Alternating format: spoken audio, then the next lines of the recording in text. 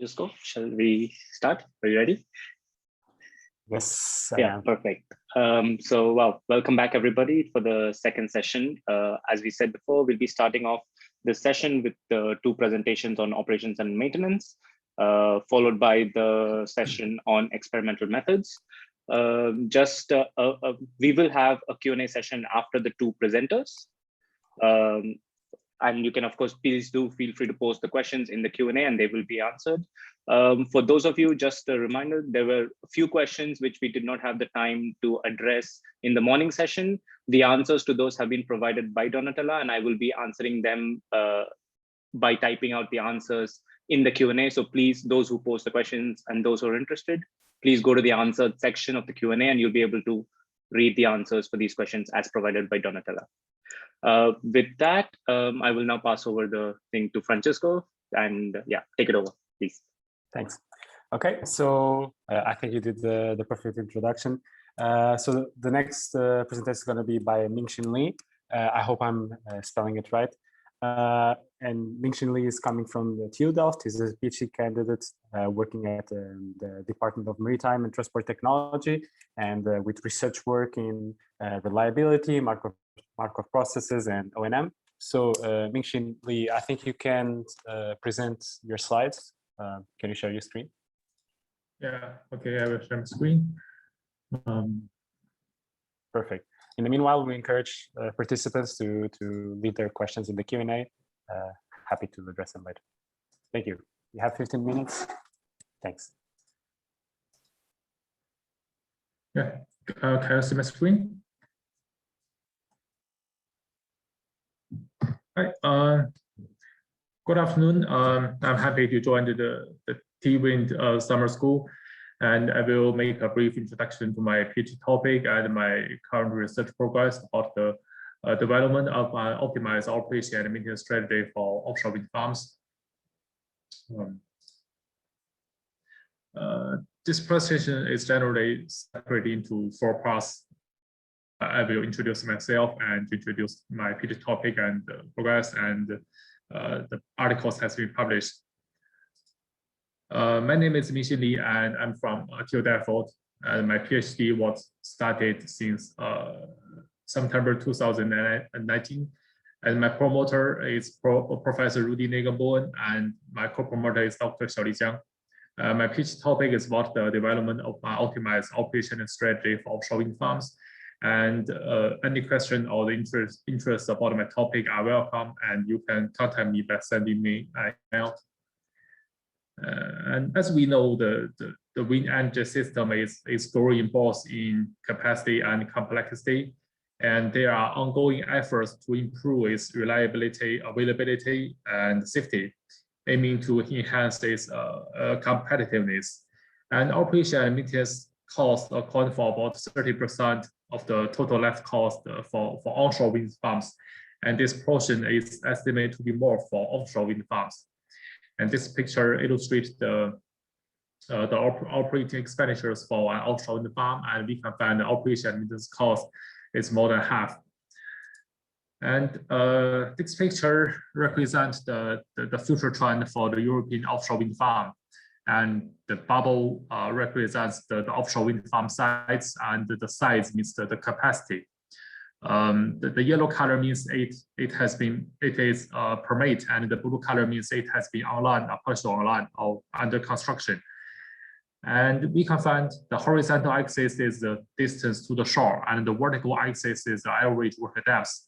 So the distance of the wind farm is increasing in the future, and at the increase of this distance to the shore, the operation and maintenance will be more difficult and expensive. So my PhD topic, the objective of my PhD topic is to develop a mathematical model for the offshore wind farm operation and maintenance strategy with 2 objectives: reduce the cost and increase its power production during the full lifetime. So there are 5 work packages. The first one is we will develop a basic maintenance model. And I think you have heard about the opportunistic maintenance strategy. And we will consider multiple types of maintenance, maintenance opportunity. And so this is a type of opportunistic maintenance. And the more details I will introduce in the following slides. And because this developed model and many existing maintenance models, there's a common assumption is made that the input parameters are fixed and deterministic. However, these parameters are always uncertain and stochastic in practice.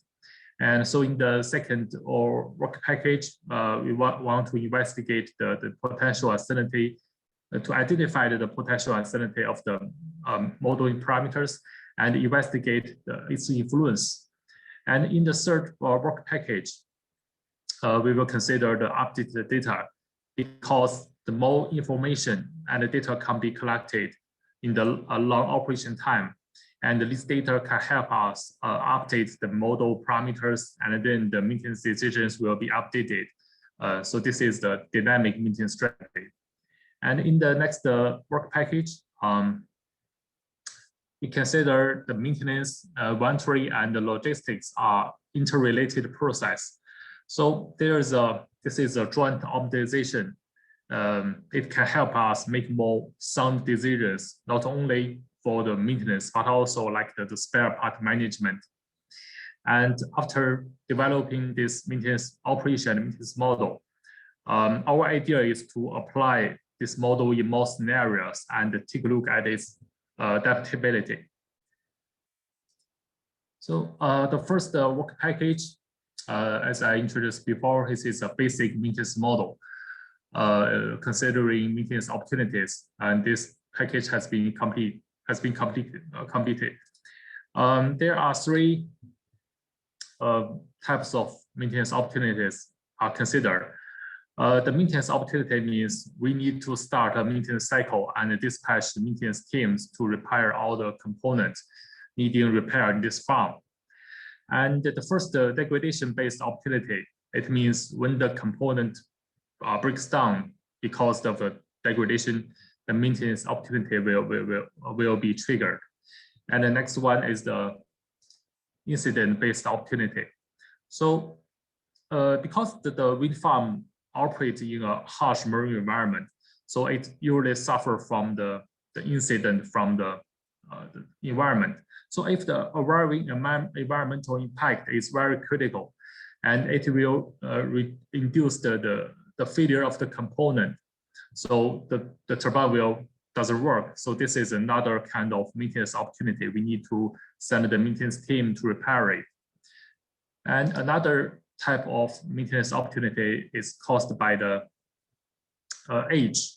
That means if even no component fails, but if multiple components reach the specific age threshold in this wind farm, this maintenance opportunity will also arrive. I will use two slides to show its performance in the section of research progress, and we can find more details and results of this model.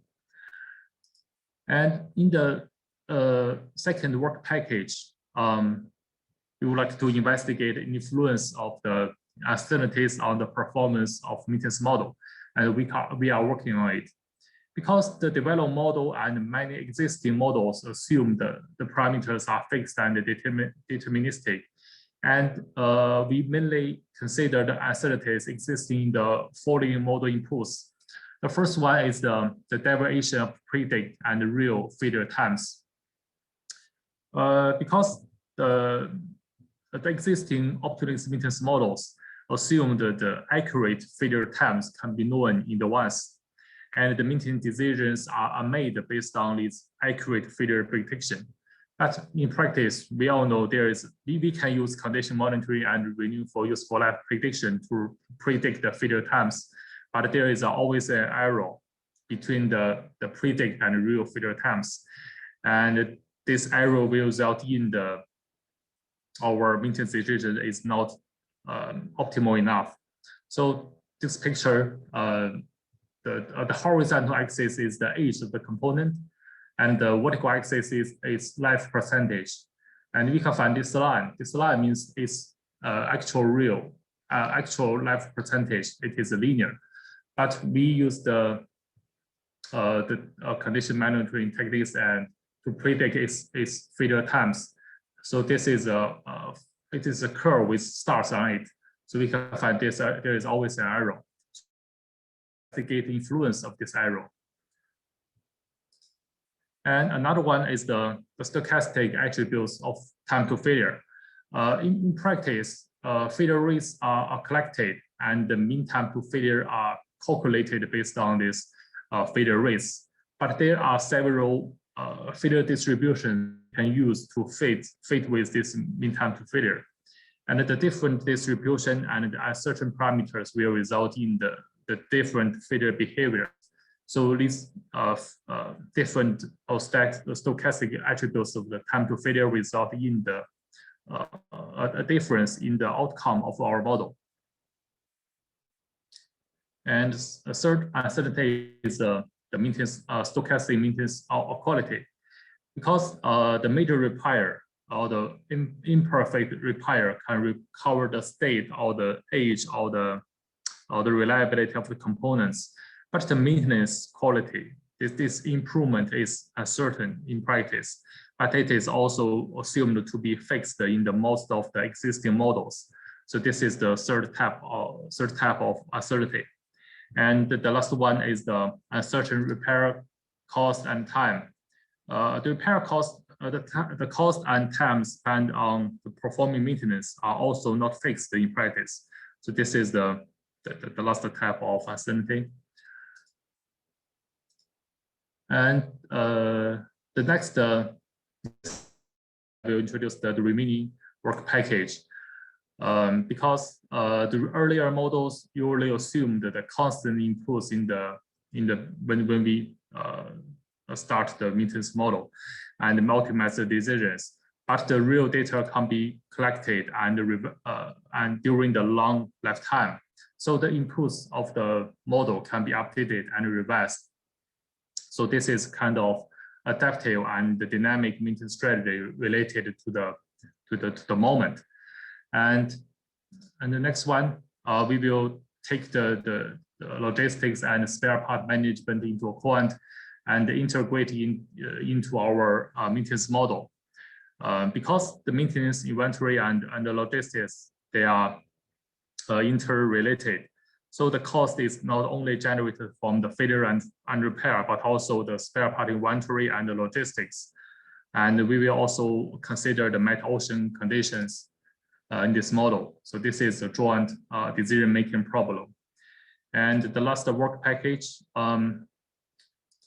we will change the configuration and the capacity in this model and try to apply the model in different geographic location. Or when the decision maker is different, we will check the adaptability of this model.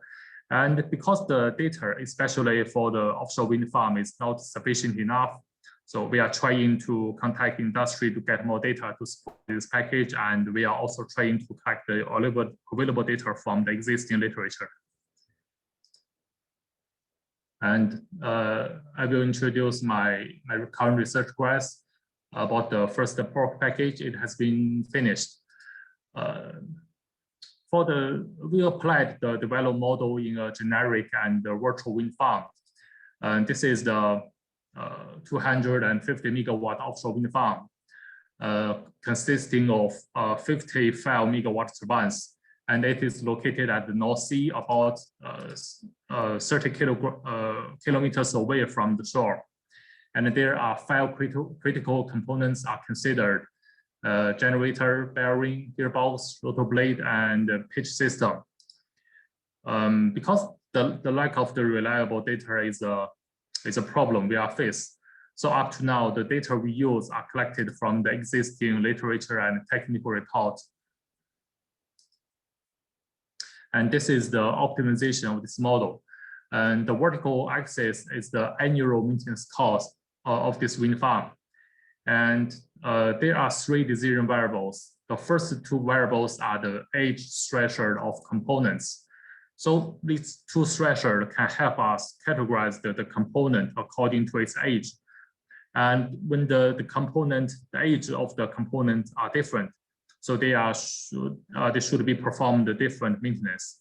And the third variable, it can help us trigger the multiple age-based opportunity, because no component fails, but multiple components reach the specific age threshold. This maintenance opportunity will arrive. So the third variable can help us determine the multiple components is how many components indeed. And by changing the combination of these design variables, we can get the different phases. And this lowest point is the optimal solution of this model. And then in this slide, I will compare the strategy with the existing opportunity maintenance strategies for wind energy in the literature. The first one is a model I developed. So there are three kinds of opportunities are considered caused by the degradation incident or the multiple age. And the vertical axis is the annual maintenance cost, and we use Monte Carlo simulation to calculate the maintenance cost. And the horizontal axis is the number of iterations. When the curve is stable, the number of iteration reaches 500. The value represents the average annual maintenance cost. And the conventional strategy one, only failure and incident can trigger the maintenance opportunity, and the age-based opportunity will not be considered. And another conventional strategy, failure and incident can trigger the maintenance cycle. But besides a single component reach the threshold, the age-based opportunity will also rise. So this is called the single age-based opportunity. And according to this comparison, we can find that the developed model is more economic. And this is the articles has been published. The first journal article was published in Ocean Engineering this year, and it is about the result we have obtained in the work package 1. And you can review this paper if you are interested. And another journal paper is still we are still preparing the manuscript of it. It is about the work package 2. And the conference papers in the first in my first PhD year, it is the first paper is a paper literature review, and the second conference paper we have submitted to the 2021 Global Oceans, and it has been accepted. It is also about my work package 2. Yeah, thank you.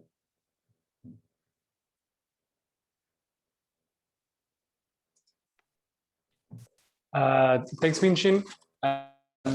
Thanks for your presentation and for keeping on time. That's great. We'll have the Q&A session later on after this second presentation. So for the second presentation, we're gonna have Chunjiang Ya. Yes. I'm sorry if I didn't spell this correctly. So from our Catapult, and he's senior research engineer with work on power conversion, and he's going to be presenting to us presentation on data-driven modeling. So the floor is yours. Thank you. Right.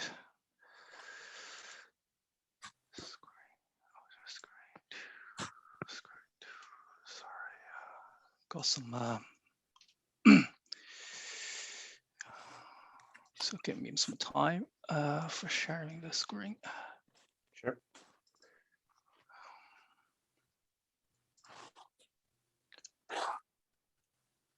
Oops, sorry. I hate this.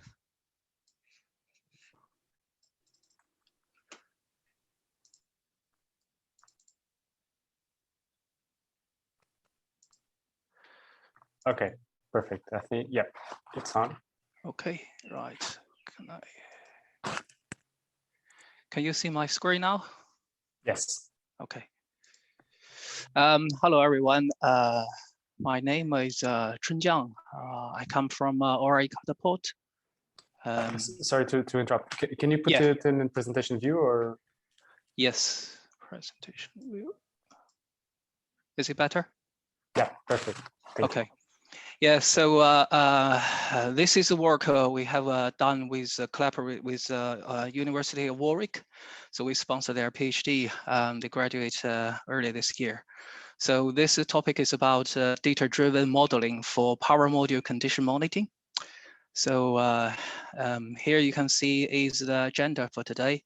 So I will going to introduce the power module failure mechanism and also the heat flux detection method, and give a introduction of artificial neural network and how this was introduced and merged with heat flux detection, and also followed by the test and verification. In the end is the summary. So here, what is the power module? Power module is inside the power converter within a wind turbine. So power module is of a very high failure rate. So normally you can see in the column A, the power module is look like this. After remove the package, the inside is a semiconductor with a connection with the bus bars. So if you see the cross section of this semiconductor, this power module is with layers configuration. From top is the silicon die connected with the bond wire, and then on top is the DCB, which is a direct bonded copper, and then this mounted on top of base plate. This whole orange bit was within the package. They are stuck together using soldering. So then the whole package is screwed on top of the heatsink. So the cross section of layers, different layers, they offer different material and a different coefficient of a thermal expansion. So with the life cycle mention profile, this thermal mechanical stress will accumulate it, and this will introduce two very typical failure mechanism. One is called a bond wear lift off, where the soldering came off. This shows you the picture, scan picture. The bond wear totally come off of the semiconductor. Another one is the soldering degradation happens to between layers. We call this solder delamination. So this picture shows you without degradation. So it's a purely reflection of the size of the semiconductor cell. So after aging, you can see the shrink starting from the edge into the center. So the white piece here shows you not very good contaction. So in this case, there are two methods to detect this degradation. One they call the TSEP, which is a thermosensitive electrical electrical parameter to monitoring the degradation electrically. Another called the heat flux, which is the degradation will cause the thermal resistance change. So this will influence the heat transfer through the different material. So in this presentation, all our research is concentrate on the second method, which is the heat flux method. So in this method, what sort of a pattern they're going to change according with the degradation. So here is we do another level of a simulation. It's thermal FEA simulation. So you can see the package, the configuration of layer configuration of the semiconductor mounted on top of the heatsink. So we introduce the degradation in the soldering. So in which this is the RTH without degradation is fairly squared. So after degradation, they will lose contact at the edge, and also their thermal resistance will increase until increase to 1.5. You can see the only contact is only the central bit. So accordingly, this will affect the thermal distribution along the heatsink. So if you calculate the heatsink thermal resistance, you will find the TC during the thermal during the degradation, the TC will be reduced, and therefore the thermal resistance will reduce. So that is the degradation pattern. So we hope we can use this pattern. This pattern can be link between the thermal distribution and electrical operation, can be used to indicate the level of solder degradation. So it's very intuitive from this equation. So you can find, if you want to do this detection, you need to get the power loss calculated. So however, the power loss actually is a combined effect of electrical and thermal. Lots of parameters, electrical parameters like voltage drop, it depends and varies with thermal. Even at the same current level, the voltage are different. So another thing is we need to know the degradation, also the degradation in the thermal resistance is a nonlinear, is a multi-physics process. So which is a multi-input and a multi-output model. Also we usually conventionally, we use a lookup table to simplify the process. But however, it will be a great challenge to develop a model-based analytical method to implement this heat flux condition monitoring online. So in that sense, we probably considering use the AI technology or data science technology, because during the past few years or decades, the data-driven machine learning method has achieved a great results. And also in particular, the artificial neural network have found successful in regression, classification, and clustering problem. So in this case, we try to introduce artificial neural network to heat flux detection. Then in that sense, we're considering to firstly to structure the ANN network with available features will be as the input and output. Meanwhile, we consider using a regression model to link those input and output to describe the potential mechanism behind. Another is classification. We're going to use this classification to identify the degradation level. So, so you can see in this case, we merge those two together, which is going to be a supervised machine learning. In this case, everything is labeled. So we got in the first stage, we have the measured data, which is as a labeled data. So we artificial neural network here developed going to predict the power loss. So the second stage of this, we use the classification. We based on the measured data and also with the model prediction, and we can see the difference in between. We can classify or using this to differentiate with a different pattern, different degradation level. So in this case, we put those two stages together.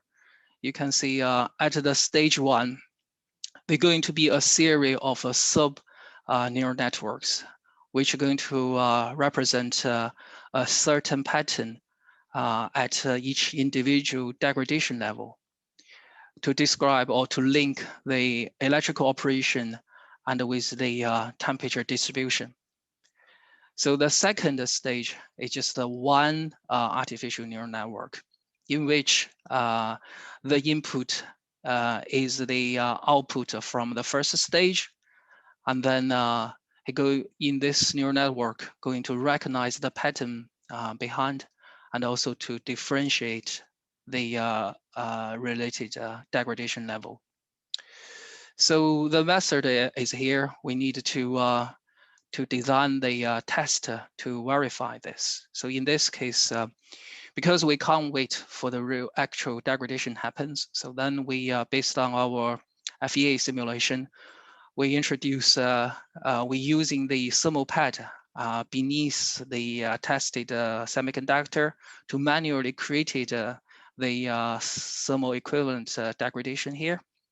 So there are 5 or 6 different degradation levels. So started from labeled as degradation 0 until degradation 5. These are calculated and tested thermal resistance. So this is a circuit setup. So after the circuit is ready, we're going to, at each degradation level, we're going to test the data with a step change loading from 0 to 60. At each level, we stay for 3 minutes. So in that sense, during the testing, we're going to record the thermal and electrical parameter as the labeled data. So at this stage, all the tests here, we group this as a training model, as a training data to train our model. So in this case, we train the model, we train the 2-stage neural network model. You can see this training data, we separate, reserve part of this as a training, and meanwhile reserve about 30 or 20% left to test the model. So you can see here is the confusion matrix. The x-axis is a preset target level, which is degradation level, and y-axis give you a prediction. Ideally, the correct prediction will be in the diagonal, which I highlight here is all in green. So any wrong prediction will be in the red squares. So luckily in this case, majority of prediction are all in the direction level in the red, in the green squares. So the final results shows you, give you a 99.8% of correction of accuracy. So after we train this model, and we apply a different test. Here, this test loading comes from derived from a wind profile, and then we apply this testing at a different degradation level. Then we prepare another set of data called testing data. So at the last page, we develop the model. So after the model was trained, we're going to use this test data to test the model. So here you can also find the confusion matrix here. The same setup. The x-axis is supposed to be the degradation, and the y-axis is supposed to be the prediction output. So unfortunately, in this, the results shows you not very good. So quite a lot of data scattered in the red area. So for example, if we in the degradation 1, however, the model give you, they can't tell you this is, they all reckon this is in the degradation 0. So which he can't really tell, differentiate the degradation. So also there something happens in the degradation level 2. So majority of things he think happens as a level 3. So we think this problem comes to the model developing here. So in this case, you can find originally the model, all the model, artificial neural network model we develop is just using only one hidden layer. So we think that is the network is not strong enough to pick up or extract the potential pattern. So we further develop the increased layers, and then now is three layers. We call this deep neural network. So we just updated the structure of the network and training this with the training data, and also tested with the test data. So you can find after this upgrade, the grid data is lying in the green area. So those wrong prediction are removed. So then the whole prediction accuracy is about 98.8. So in a summary here is that we came with this artificial neural network based heat flux detection for the degradation in the module, power module. The proposed method can give you a good accuracy. So we hope the next work is to verify the model, the method with more complicated prime pack IGBT, and also hope we can try to link this one with the real actual turbine data. I think that's it. Okay. Thanks a lot for your presentation. I think we can now move to the Q&A session. I also invite Mingxin to turn on his camera. Essentially, if the attendees have any questions, write them down as soon as possible. Okay, so maybe a first question to Mingxin Li. I understood that you were working on. So far you only did work package 1. Is this correct? Of your work? Okay. Can you expand a little bit on how you will basically what will the basic maintenance module include in the end? What kind of inputs you're using so far? So you're using the failure rates from a research article that I found that I also know actually. What else will you use as inputs for your model? Input. One of the input is the failure distribution of the different critical components, because we need it to model the failure times of the components. So the first failure distribution and parameters, and after we model its failure events, we need to perform the maintenance. So another input parameters is the repair cost and the repair time to calculate the consequence of the maintenance. So these input are the most important. Mm-hmm. Yeah. And I know that you didn't start that one already, but what types of spare parts policy are you thinking that you're going to be using? Have you already given some thought on that? What you will try to model and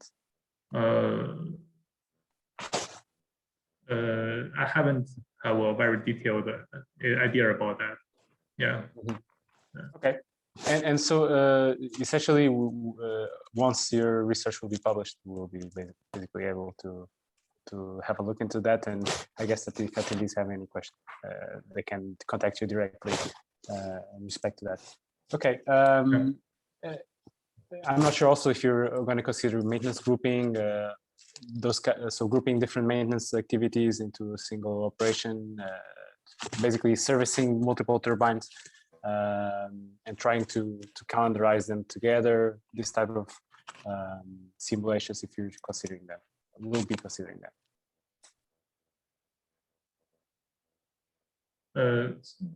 Sorry, could you repeat again? Sure. Sorry.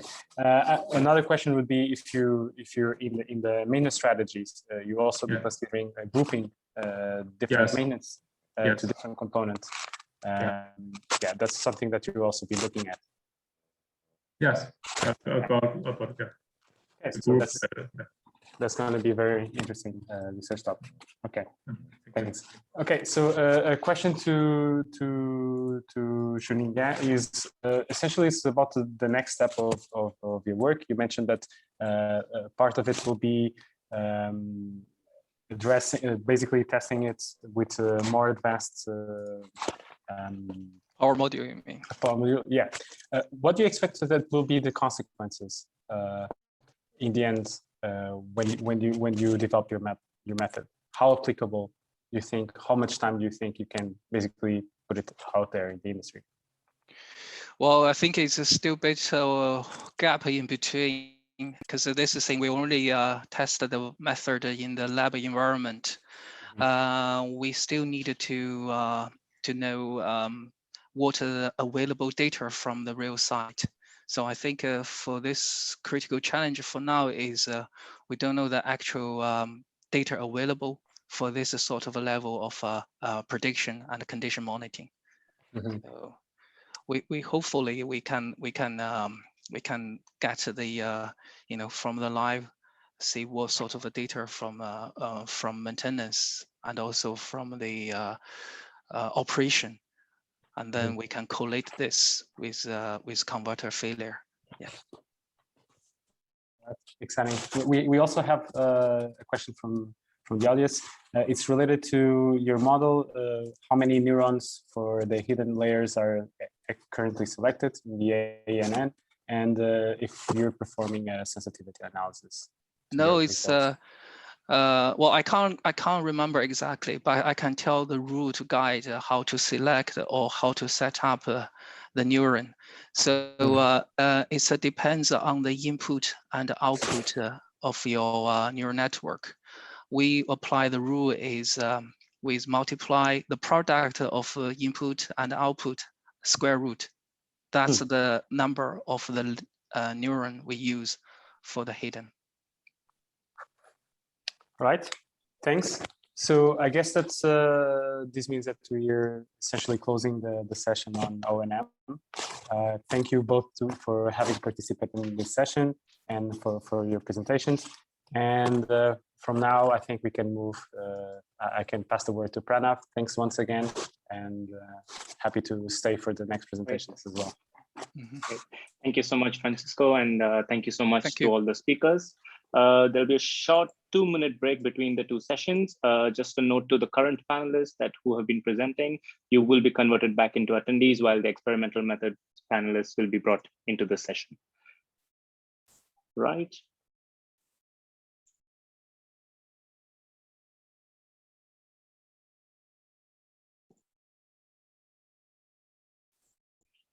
Okay, Francisco, I'm also making you into an attendee for the moment. I hope that's okay. Sure thing. Thanks. Bye. Great.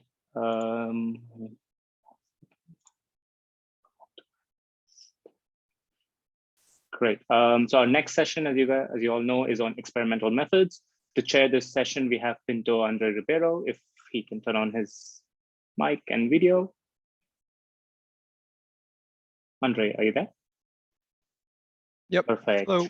Great. So yeah, I'll let you take over the session, and yeah, go ahead. In the meantime, I'll add the rest of the speakers into the panelists as well. Shall we have a break until 2:45? Yeah, I mean, we can do that. Yeah, in case there are people who want to attend the specific session. So yeah, let's maybe take a short break until 45, and we can start then. Good call. Yeah.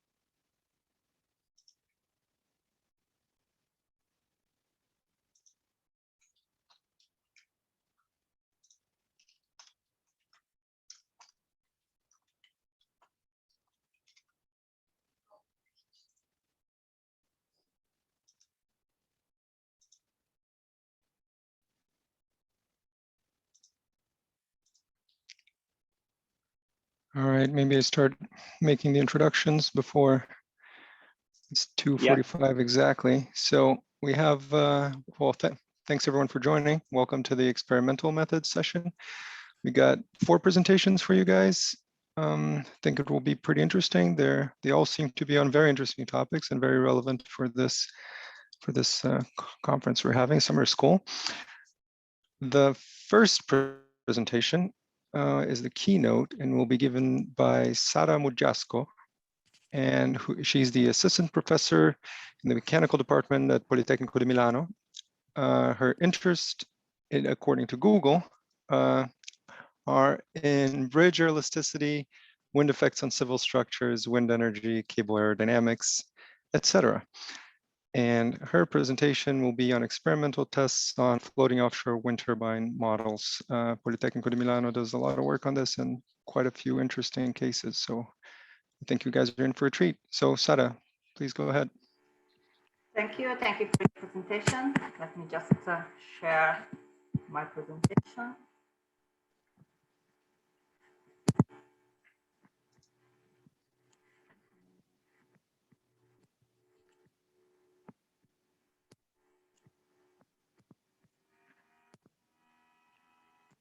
Okay, so thank you. You have already introduced myself.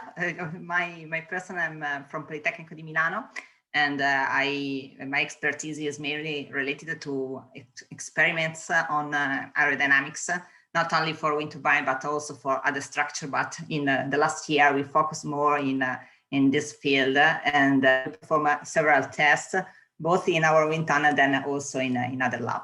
So the main topic that I wanted to share with you today is to share my experience, the experience that I had in my university about how to deal with the aerodynamics from two different points of view, and in particular, what is important to have in mind when we want to perform some kind of test on this.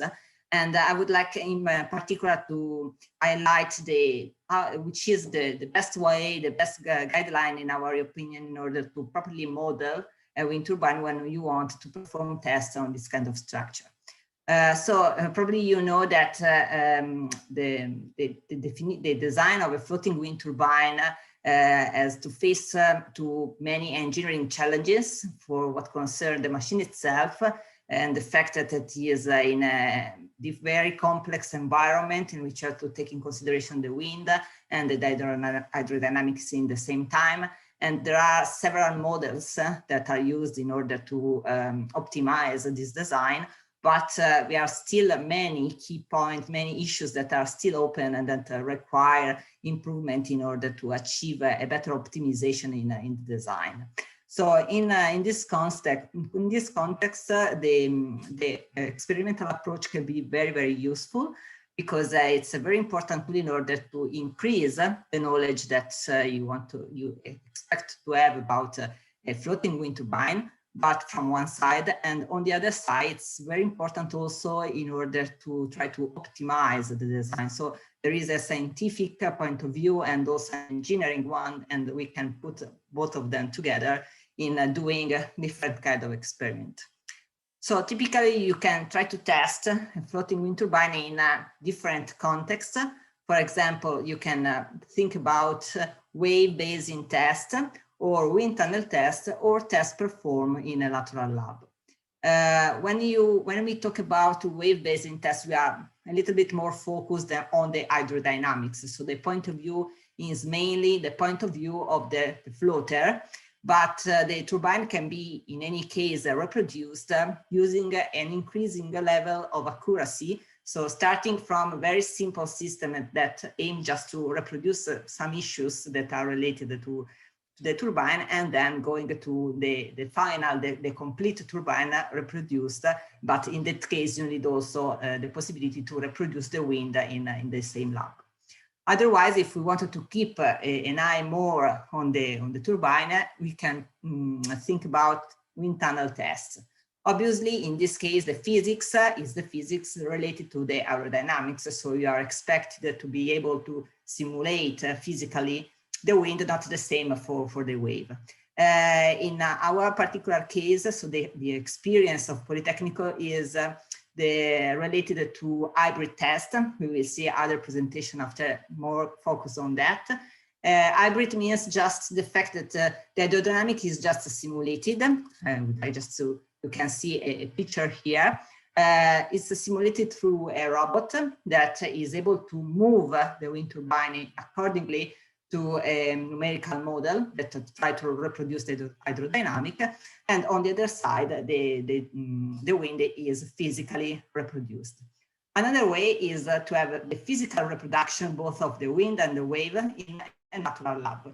Natural lab means that you have to consider there are some special sites in which you have a particular wind and wave condition that permit you to test not the huge wind turbine that we have in mind, but something smaller that can be used as a test. And in my today presentation, I would like to focus on these two, just giving our experience. And so I would like to use also two projects in which we were involved, the LIFE50 Plus project that is related to the wind tunnel test, and the Blue Growth Farm project that is related to tests that we are still now performing in this natural lab. Here I try to summarize the process that is needed when you have to test a wind turbine in a certain way. So first of all, what we have to do is understand which is the wind turbine that we wanted to test.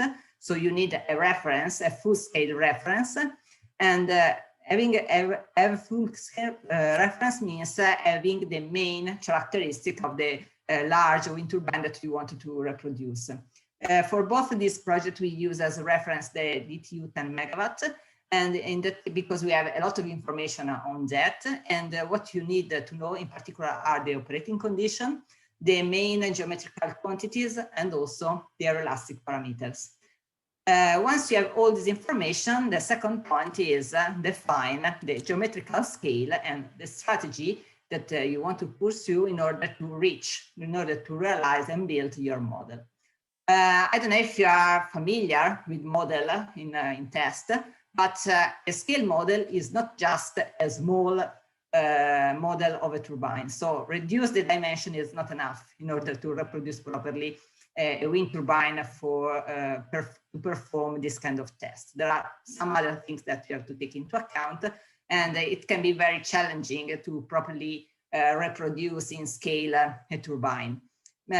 Because it is a complex structure and it is also a machine in which there are also some functionalities that must be reproduced. In any case, the first step is the definition of the length scale. So in order to do that, you have to consider the constraints that are imposed by the lab that you want to use. For example, our wind tunnel is 4 meters high. And this means that to avoid too many blockage effects, so in order to build a huge model that is too big with respect of the dimension of our test section, we can, for example, the maximum dimension of the maximum diameter of the rotor that we can test is between 2 and 2.5 meters, more or less. What about the natural lab? Natural lab is just a stretch of shore in which you have the real sea and the real wind, and how you can choose the maximum dimension of the model that you expect to build. One thing that you can take in consideration is, for example, the significant height of the wave in that site. And this is just an input that you have, but you have to compare this with respect of the same quantity for the typical site that you have in mind for the full-scale deployment. Here, for example, you can see these quantities represented both for the site that we use for our experiments within the Blue Growth project. That is the NOEL lab in the south of Italy, in Reggio Calabria, and it is a very specific stretch of shore in which it's possible to test model in a scale that is between 1 to 10 and 1 to 20. Imagine that the full scale is represented by a huge turbine like the 10 megawatt.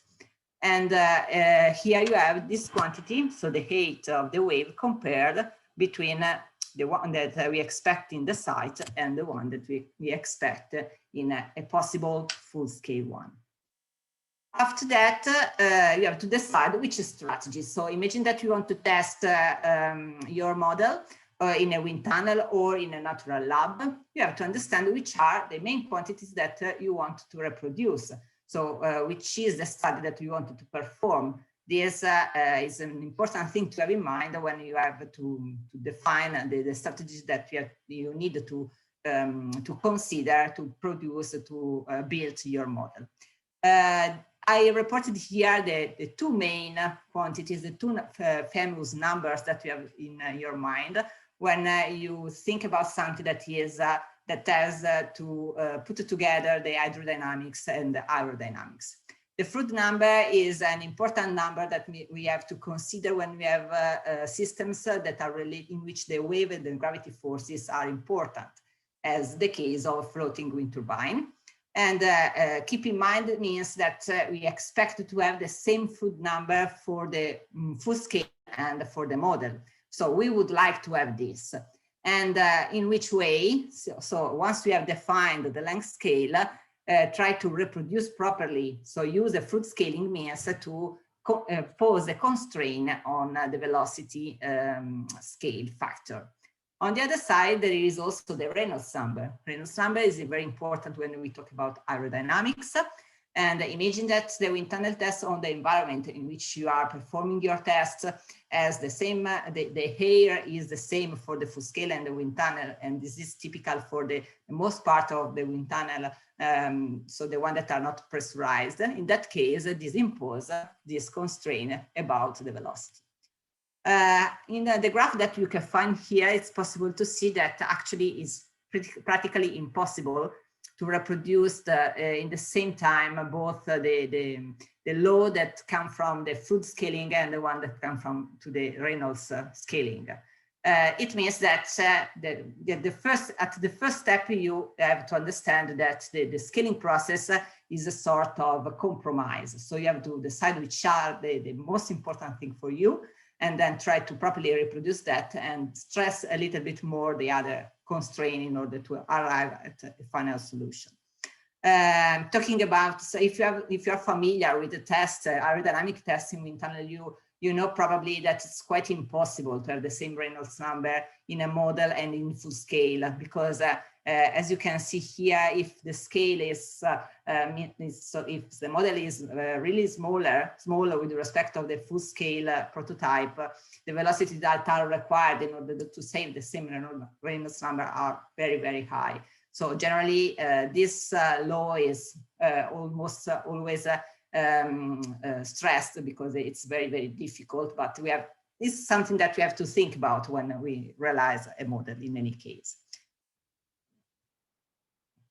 Okay, so in doing the second, once we have the length scale and we have in mind which are the important things that we have to consider in the scaling process, what we have to consider is also the constraint that we have related to the lab in which we want to perform our tests with respect of the velocity factor. As we did for the length, we have to consider the velocities that we are able to reproduce in our wind tunnel, and in particular, which is the range that is preferable for us to have the turbine functioning. Why we have this kind of range? Because we want a velocity that is not too high, because otherwise we have also to consider the structural things. So we don't want to damage the model. So we try generally to avoid a very high structure, very high velocity. And on the other side, we don't want also very small velocities, because it's in that case, we expect to have very small forces that are a little bit more difficult to be measured and so on. So typically this impose, considering the operational velocity range for the full scale, this imposes a sort of constraint for the velocity. If we think about the typical test that we perform in the wind tunnel, in which the hydrodynamic is not physically reproduced, but is just numerically reproduced, we are very lucky for that, because this permits us to define in an independent way the length scale and the velocity scale. So this gives us a little bit more freedom in defining the parameter of our process, because we can change a little bit the model of the hydrodynamics in order to have a good response of the dynamics induced by the hydrodynamics without scaling using FOWT. On the other side, in the natural lab test, we have a little bit more constraint, because we cannot control neither the wave nor the wind. And so in order to choose which is the velocity, the scale of the velocity, we have to take in consideration this point. So the obvious scaling will be the FOWT scaling, but it's very difficult to scale with FOWT in some cases, because, for example, for our application, a FOWT scaling of the velocity was meant a very low value of velocity, was something about 2 meters per second. And why we say that this velocity is very low? Because if you look here, is reproduced the probability of occurrence of the different wind velocity in the site in which we have our natural lab.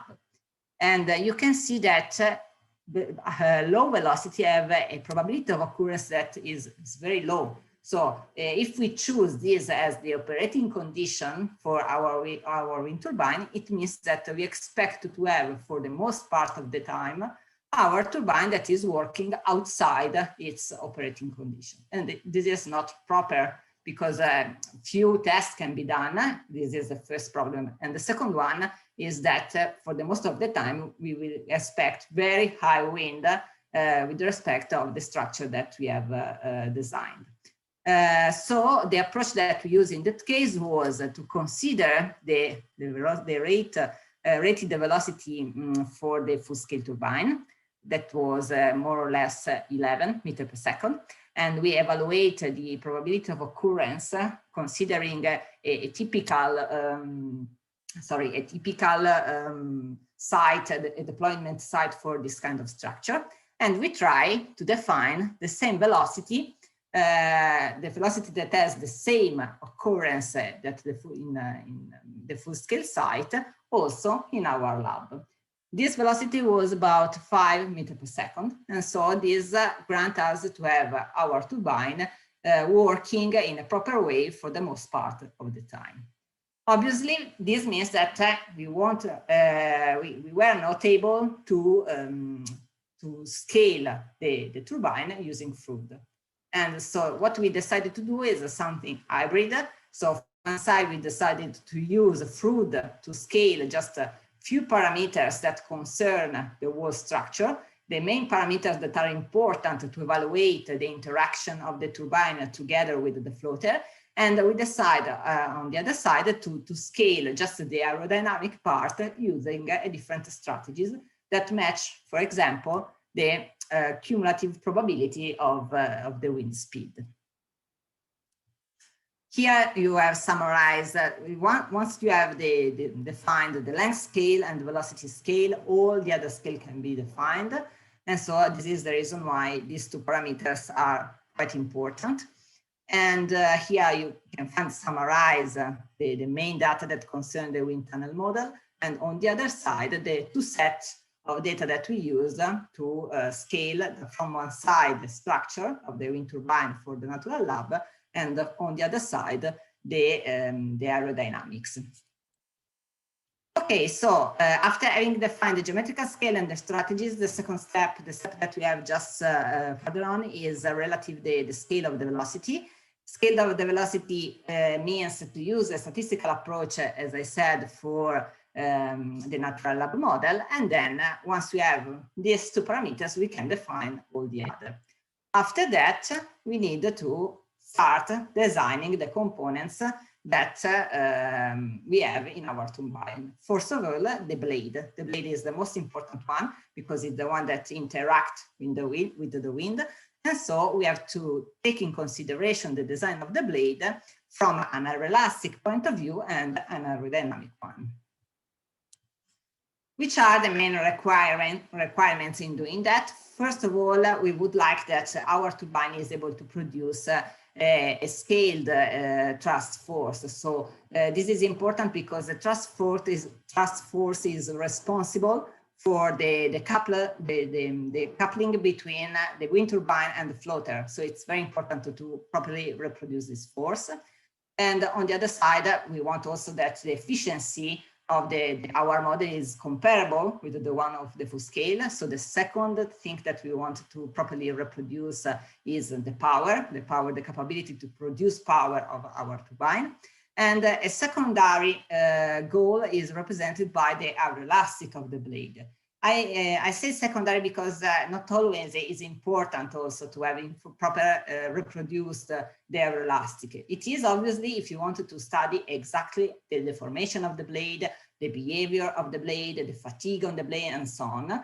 Otherwise, if you are more interested in the interaction of the turbine with the floater and the whole characteristic of the turbine, you can focus more on the two first aspects and less on the third one. This is also because, as you probably have understand, in scaling the turbine, we have to give your priority on what is much more related to your study, and then you need obviously to stress a little bit the other constraint.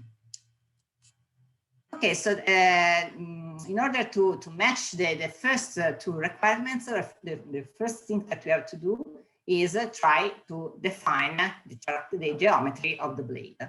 In this case, we don't have to just reduce geometrically the dimension of the real blade, so it is not what we have to do, but we have to completely redesign the blade. Why? Because what we wanted to properly reproduce is not the geometry, but the interaction of the blade with the flow. And in this sense, we have to keep in mind that Reynolds is an important element to take in consideration. So as you can see here in the graph of the left, the Reynolds number expected for a full-scale wind turbine are very much more higher with respect of the one that we have for the two models. The natural lab is the green one, and the wind tunnel is the purple one. And what we have to do, we have to choose an airfoil profile that is much more efficient with respect of the one used for the full scale at low Reynolds number. In fact, here in the graph that is reported on the right, you can see in the same graph all the airfoil used for the DTU, the one that are in black, and the two profiles that we use for the two models. The green one is the model for the natural lab that is a little bit thicker with respect to the final one that is the one that we use for the wind tunnel test.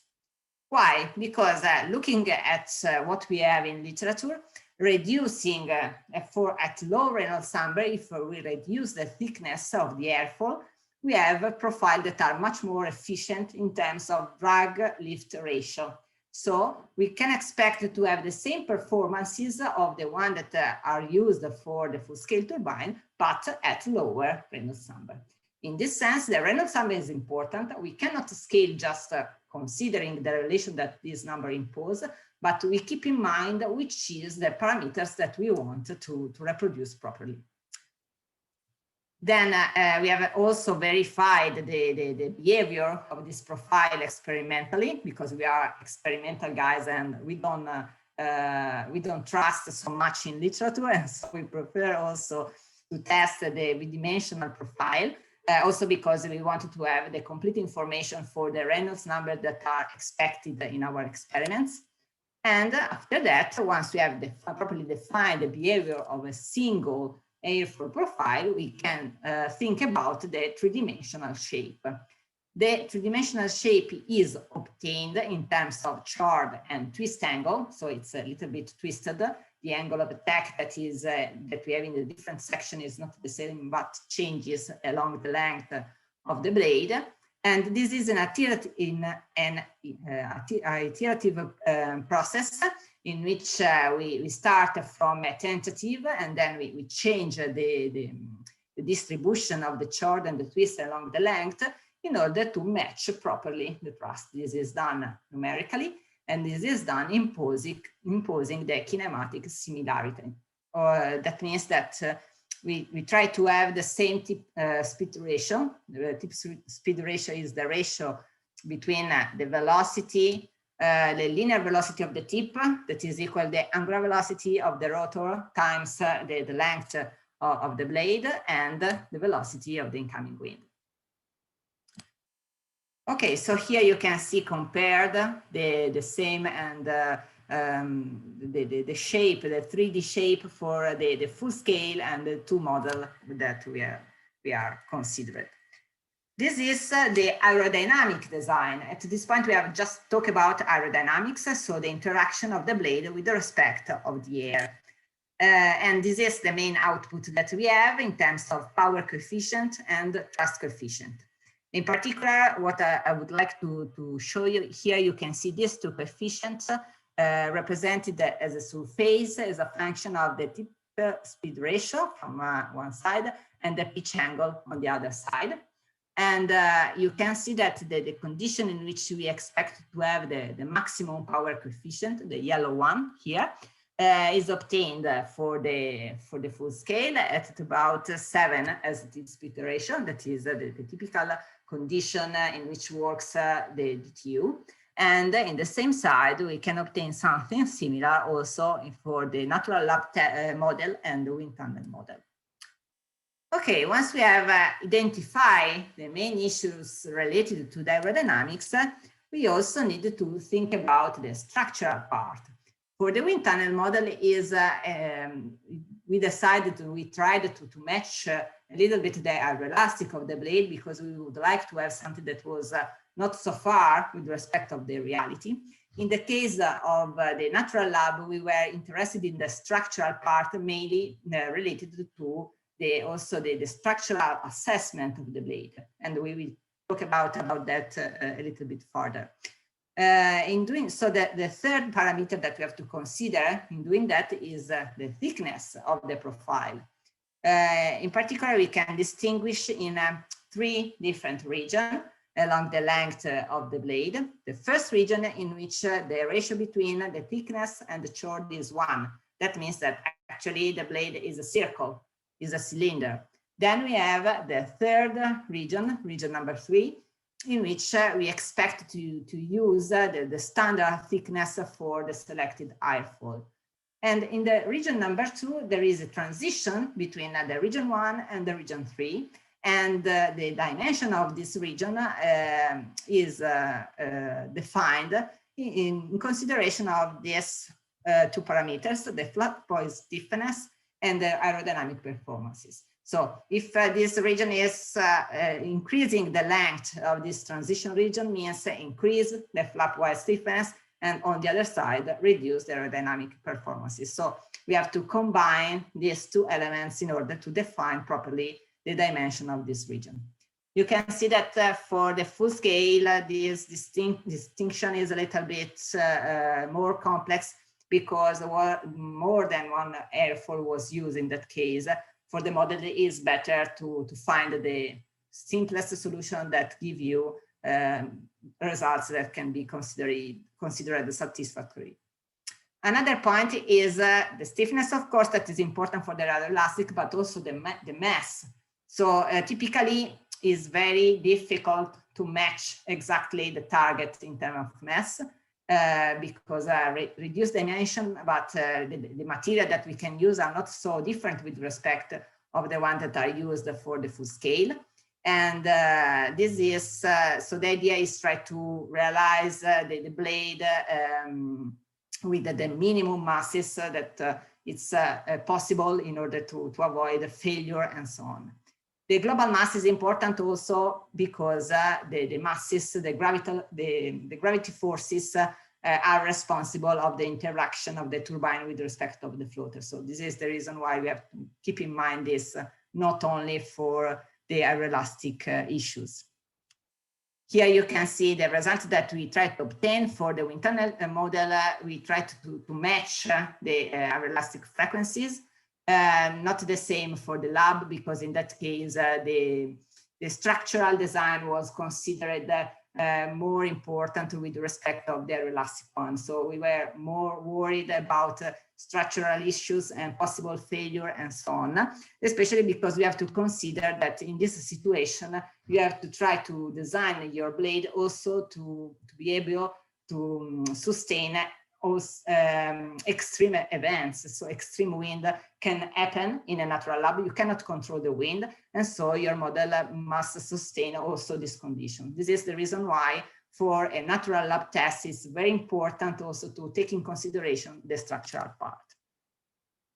Okay, so the structural assessment is something that we had for the blades that were produced for the natural lab test, not for the wind tunnel, because in that case we can avoid very stressful wind condition. In order to do that, we have tried to use the same approach that is used for the real machine. So identify a certain number of load cases that can be included in the standard, and then evaluate the forces expected in that case, and then try using a proper numerical model, try to verify the maximum stresses, the buckling, the clearance between the tip of the blade and the tower, and then properly define the material and the layup of this material and so on. And also in this case, following what is said in the standard, we verify also experimentally the blade in order to verify that actually what we calculated was respected. The reason why we do that is because it was suggested by the standard, but it's important, especially when you think about something that is built using fiberglasses in this case, because the capability to properly reproduce the characteristics of this material in a numerical code are less reliable with respect of other materials, like steel, for example. Okay, so we are almost at the end. So once you have designed the rotor, you have done the most part of your work, because it's very complex, but it's very important, and you have to take care of that because it represents the source of the power, and it is the core of a wind turbine, the interaction of the turbine with respect of the wind, the capability to produce power, and so on. After that, we have to focus on the tower. The tower must be designed from a structural point of view and aerodynamic one. Structural means that you have to try to reproduce the main aeroelastic issue. In particular, considering the global masses that we have, you have to try to properly reproduce the first bending mode, because they can interact with the floater, so it's important to properly reproduce that. And also in this case, the assessment is necessary only if you expect to have a model that have to survive under extreme wind conditions. What about the aerodynamic design? Also, the tower interact with the wind. So also in this case, we have to consider the differences in terms of Reynolds number with respect of the reality. We can just be aware about that, because we cannot do nothing in particular in this sense. Just the only thing that we have to avoid, as you know, typically the tower is a cylinder. The cylinder is characterized by a drag curve that has this aspect. So the idea is mainly to avoid to stay in the critical region, that is the more tricky. And if you are expected to typically to have your prototype, your model in the subcritical region, and your full scale is supercritical, you have just to be aware of that and keep the two things in that way. And finally, as we said, the turbine is not only a structure, but it is also a machine. So it's very important to grant all the main functionalities that are needed to reproduce the behavior of a real turbine. And we have to do that, keeping in mind also in this case, the constraint about masses. As you can see here, it's very difficult to reduce the mass in consideration of the scale. It's practically impossible, because if you have some engine or many mechanical parts that must be reproduced, you cannot miniaturize them so much. You have just to take care on that and try to reduce the mass as much as possible. And last thing, if your model is a control model, often the experimental tests are used to verify different control strategies. You have to start from the control of the full scale and then try to reproduce the same law in a proper way. There is a lot of numerical tools that help you in doing that. But also in this case, you have to consider you have to start from the full scale and then try to reduce properly the parameter that characterize the control in order to have the same behavior. And the last thing is just keep in mind that if you are talking about a system that has to stay in a natural environment, not only the operational, the power control must be reproduced, but also the issues that are related to safety, and you have to deal also to the failure condition and so on. So there is something that's much more closer to the control system, the global control system that we have to design for a full-scale turbine. Okay, so I hope that a lot of thinking just a few time. I hope that it was pretty clear, but I was available also for question at the end of the session. Thank you very much, Sara. This was really great, really clear presentation. Lots of things to take in, and we already have quite a few questions of people interested in your work. So please stick around, yeah. And now we can go to the next speaker. If you can unmute yourself, turn on your video, sharing your screen. The next speaker is Herman Perez from Tecnalia, and his talk will be on wave and wind tunnel experimental campaigns in H2020 LIFES50 plus project GA640741. Nailed it. Herman, please go ahead. Hello, good afternoon. Thank you for the presentation. I'm Herman Perez.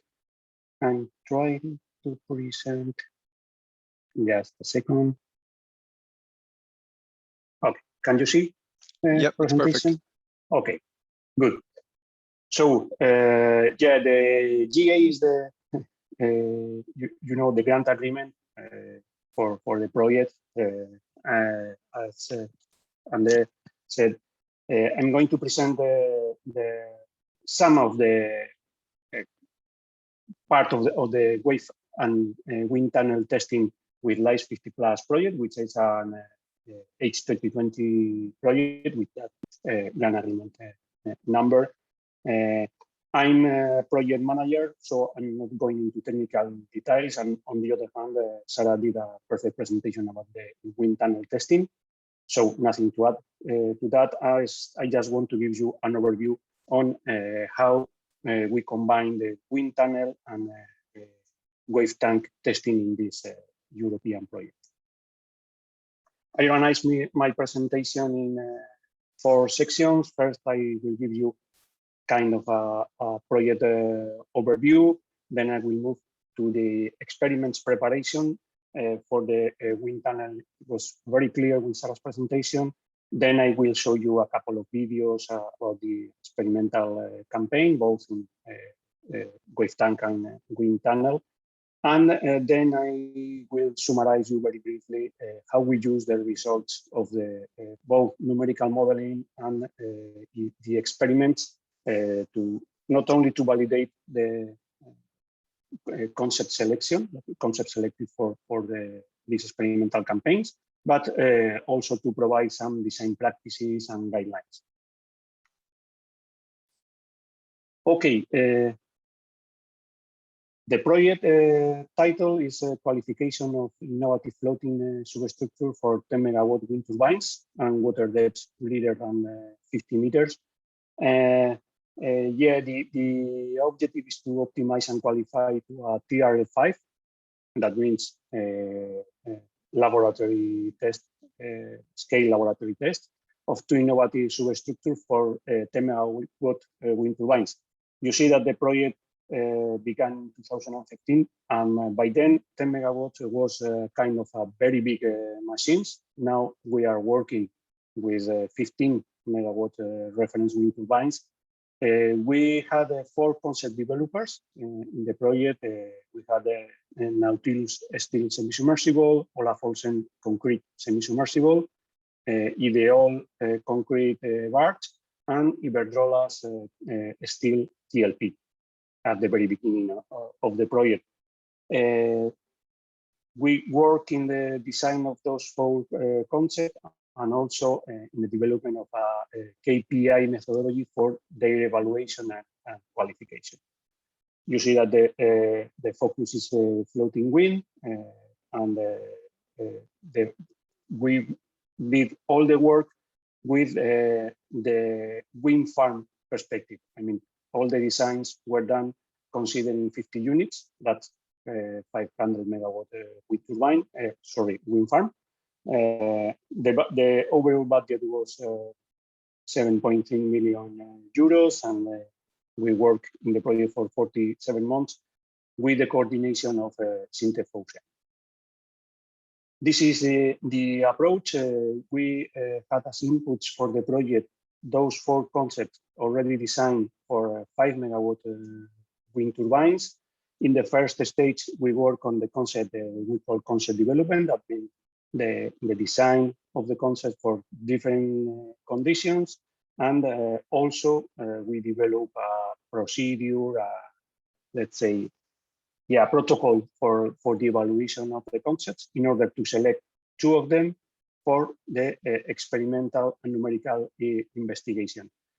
During this first stage, we also work in preparing the testing campaigns and all the stuff for the wind tunnel and the wave tank. And during the second stage, those 2 concepts selected, which were Nautilus and Olaf Olsen ones, the semi-submersible, one made of steel and the other one in concrete. We work in the numerical modeling, the experiment, the calibration of those numerical modeling, also in the industrialization, always being in mind this approach of 500 megawatt reference wind farms. And with all this stuff, we work in the recommended practices and guidelines.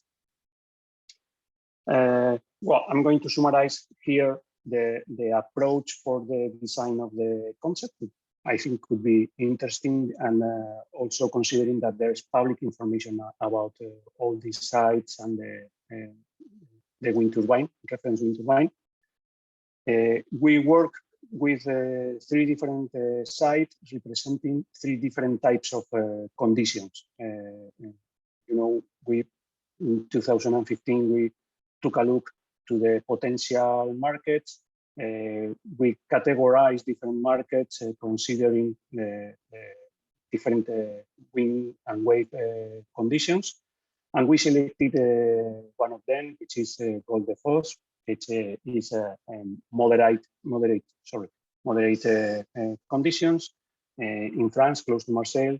We consider another site, which is Gulf of Maine in the United States, which is medium conditions.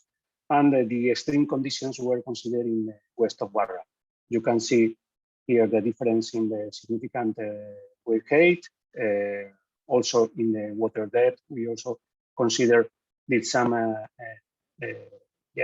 assumptions for the soil type, and we consider a uniform water depth for each of the sites in order to simplify the design for those three sites. Together with the reference wind turbine information, the fast model developed by DTU in the consortium, we got the design basis and a set of design load cases to be considered for the design of those 3 concepts.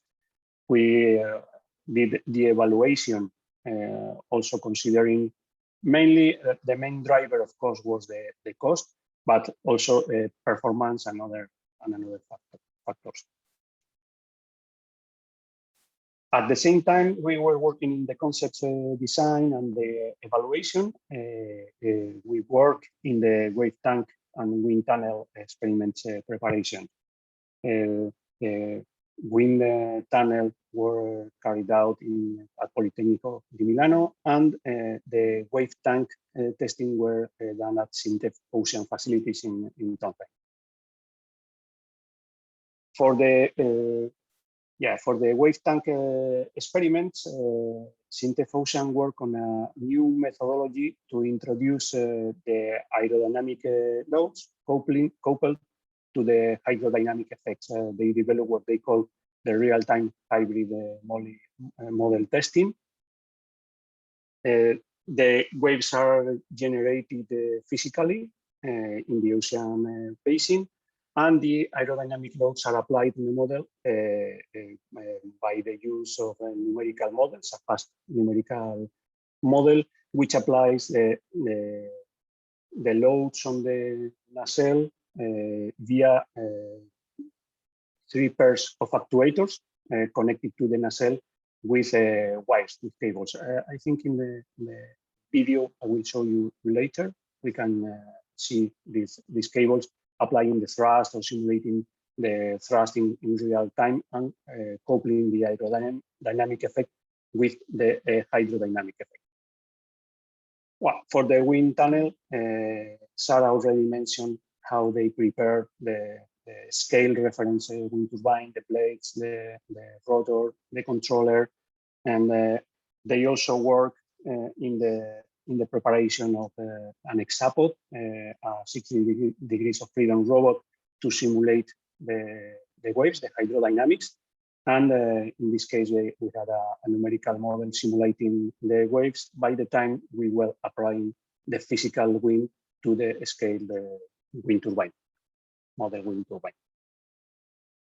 For the experimental campaign, first we carried out the wave tank testing. We got the hydrodynamic coefficients, then we introduced those coefficients and that hydrodynamic behavior for the 2 concepts into the numerical models, which were run in this hexapod in the wind tunnel.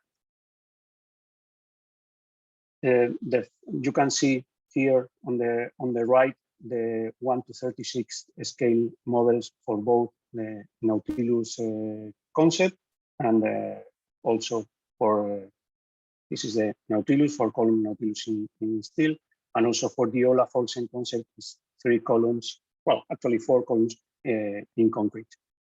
And you can see here on the right the simulated rotor with the attachment points for the 6 wires which were connected to the actuator. We consider for the wave tank inclining test, pull-out test, decay test, ping noise for regular waves, wind-only test, irregular wave test with and without wind, and with and without currents, where I think it was 1 week for the preparation for each of the 2 campaigns, and another week for the experiments, which were really intensive in timing. We did a lot of things in a short time. And here you can see the extreme operating gas on the Olaf Olsen concept with the shutdown of the machine. You can see how the floater reacts to this extreme gas. I'm going to show you again because maybe you can see here over the pointer one of the cables actuating on the rotor to simulate. And this is operating conditions for the Nautilus concept. Operating, but as you can see here, we consider a significant wave height of 7.7 meters. So yeah, it's operating, but harsh environment. I think I didn't mention before, for the experiments, we consider the case of the Gulf of Maine conditions, let's say the medium conditions. Okay. And here in the wind tunnel, you can see the hexapod simulating the hydrodynamic loads, and the rotor working with the aerodynamic loads. You can see, well, you can I think it's not completely clear when we run it again. You can see the drift of the platform. Of course, you don't see here the physical model for the Nautilus or Olaf Olsen concept, but the simulation of the hydrodynamics and the aerodynamics are coupled in the wind tunnel. Well, with those results, we work, of course, in the calibration of the numerical models. I have to say that mainly concept developers and DTU work on the numerical models for both concepts, and we follow the typical procedure for the calibration of the models with the hydrodynamic and aerodynamic coefficient extracted from the experimental campaigns.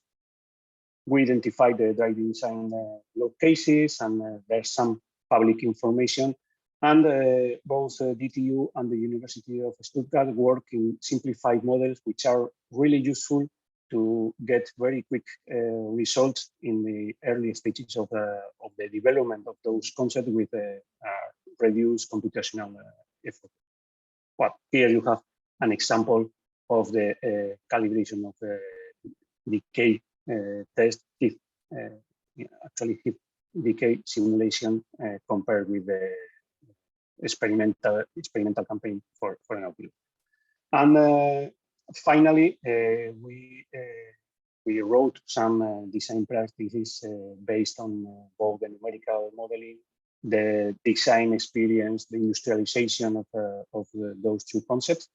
And yeah, here is just an example on how to identify at earlier stages of the development the critical design load cases to be considered in the wave tank, wind tunnel, and experimental campaigns, and also the setup for the best setup for this experimental campaign.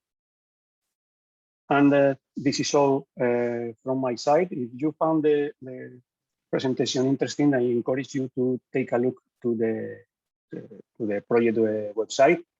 Even if it finished some 3 years ago, the website is still alive, and you can find there at the results section interesting deliverables, public information, and also the numerical models for in FAST for both the Nautilus and the Olaf Olsen concept. And that's all from my side. Thank you very much. Thank you very much, Herman. This was excellent. Very interesting work. We already have questions in the Q&A. Keep those coming. And please stick around to answer them in the end. Our next speaker, and please turn on your video, start sharing your screen, is Felipe Novais, also from Politecnico di Milano. And his presentation is titled Hardware in the Loop System for Model Testing of Floating Offshore Wind Turbines in a Wind Tunnel. Felipe, when you're ready. Good afternoon, everyone. I hope you can all see my screen. Not quite. There you go. There you go. Okay, I'll stop the video since my internet's a bit shaky today. But okay. So good afternoon. I am Felipe Novais. I'm currently a PhD student at Politecnico di Milano. I'm working for the Stafford Wind project on the field of hardware in the loop experiments of floating offshore wind turbines. And today I'll be talking about the system that I'll be working with here at Politecnico di Milano. Going to the agenda for today. Well, I will first start with an introduction about why should model testing be done, given the current stage that we are of the floating offshore wind energy industry. I will also present some model testing approaches. Then I will go through the setup that we do have here. Then I will present the numerical modeling that is utilized and also explain the real-time simplifications that are needed for the model to run on real time. And then last, an outlook. So I imagine that many of you are familiar with that picture. It was actually taken from the FAST manual. And what I like about this picture, it's illustrative about how complex are the dynamics involved in a floating offshore wind turbine system. So we have basically the wind, waves, and current, and also the interaction with the turbine. And it's natural to imagine that's quite hard to characterize these structures numerically. Well, indeed, the OC5 consortium, led by NRL, found that several medium fidelity tools are also engineering tools, which many of you are probably familiar with, like FAST, Bladed, and HawkTool. The under-predicted humidity and fatigue loads when compared to model experiments.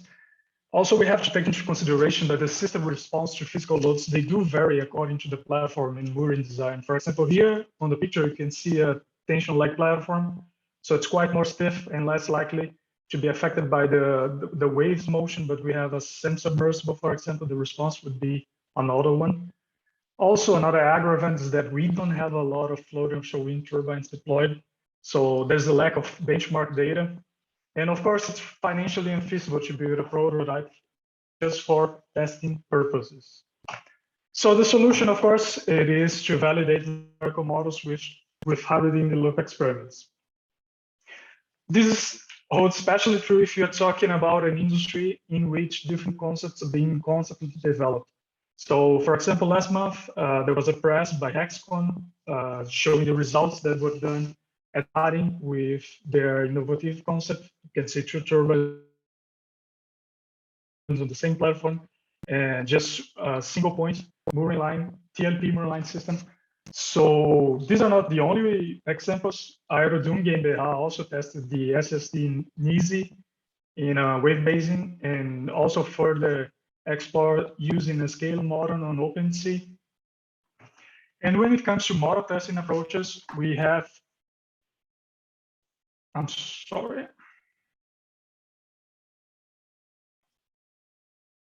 Can you see my screen back? Not yet on my side. Okay. So when it comes to model testing approaches, we have basically the full approach in which we do have physically present the turbine and the platform, as well as the excitation loads, that is the wave and the wind generation.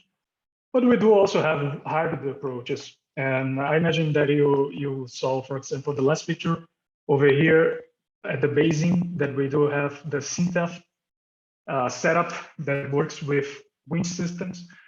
And the idea basically here is this, that one subcomponent of our setup is being simulated numerically. So you have basically 2 methods. The first one that is employed at a wave basin, of course, since we have physical waves, and we will scale down the turbine and use the actuator system to simulate the rotor nacelle assembly and also the wind field. And the other one being the setup in which we are placing a physical turbine on the top of an actuator system, which will naturally reproduce the buoy lines, platforms, and hydrodynamics. And there are many actuator systems that you could use for a basin, for example, like drone propellers, thrust fans, and also winch systems, which was something that Herman really showed us quite well with his videos.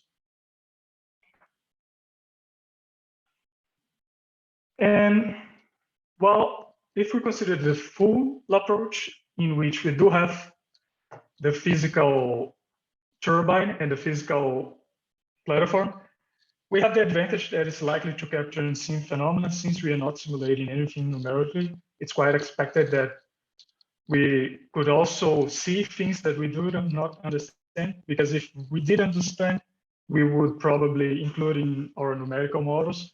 However, it also comes with several downsides.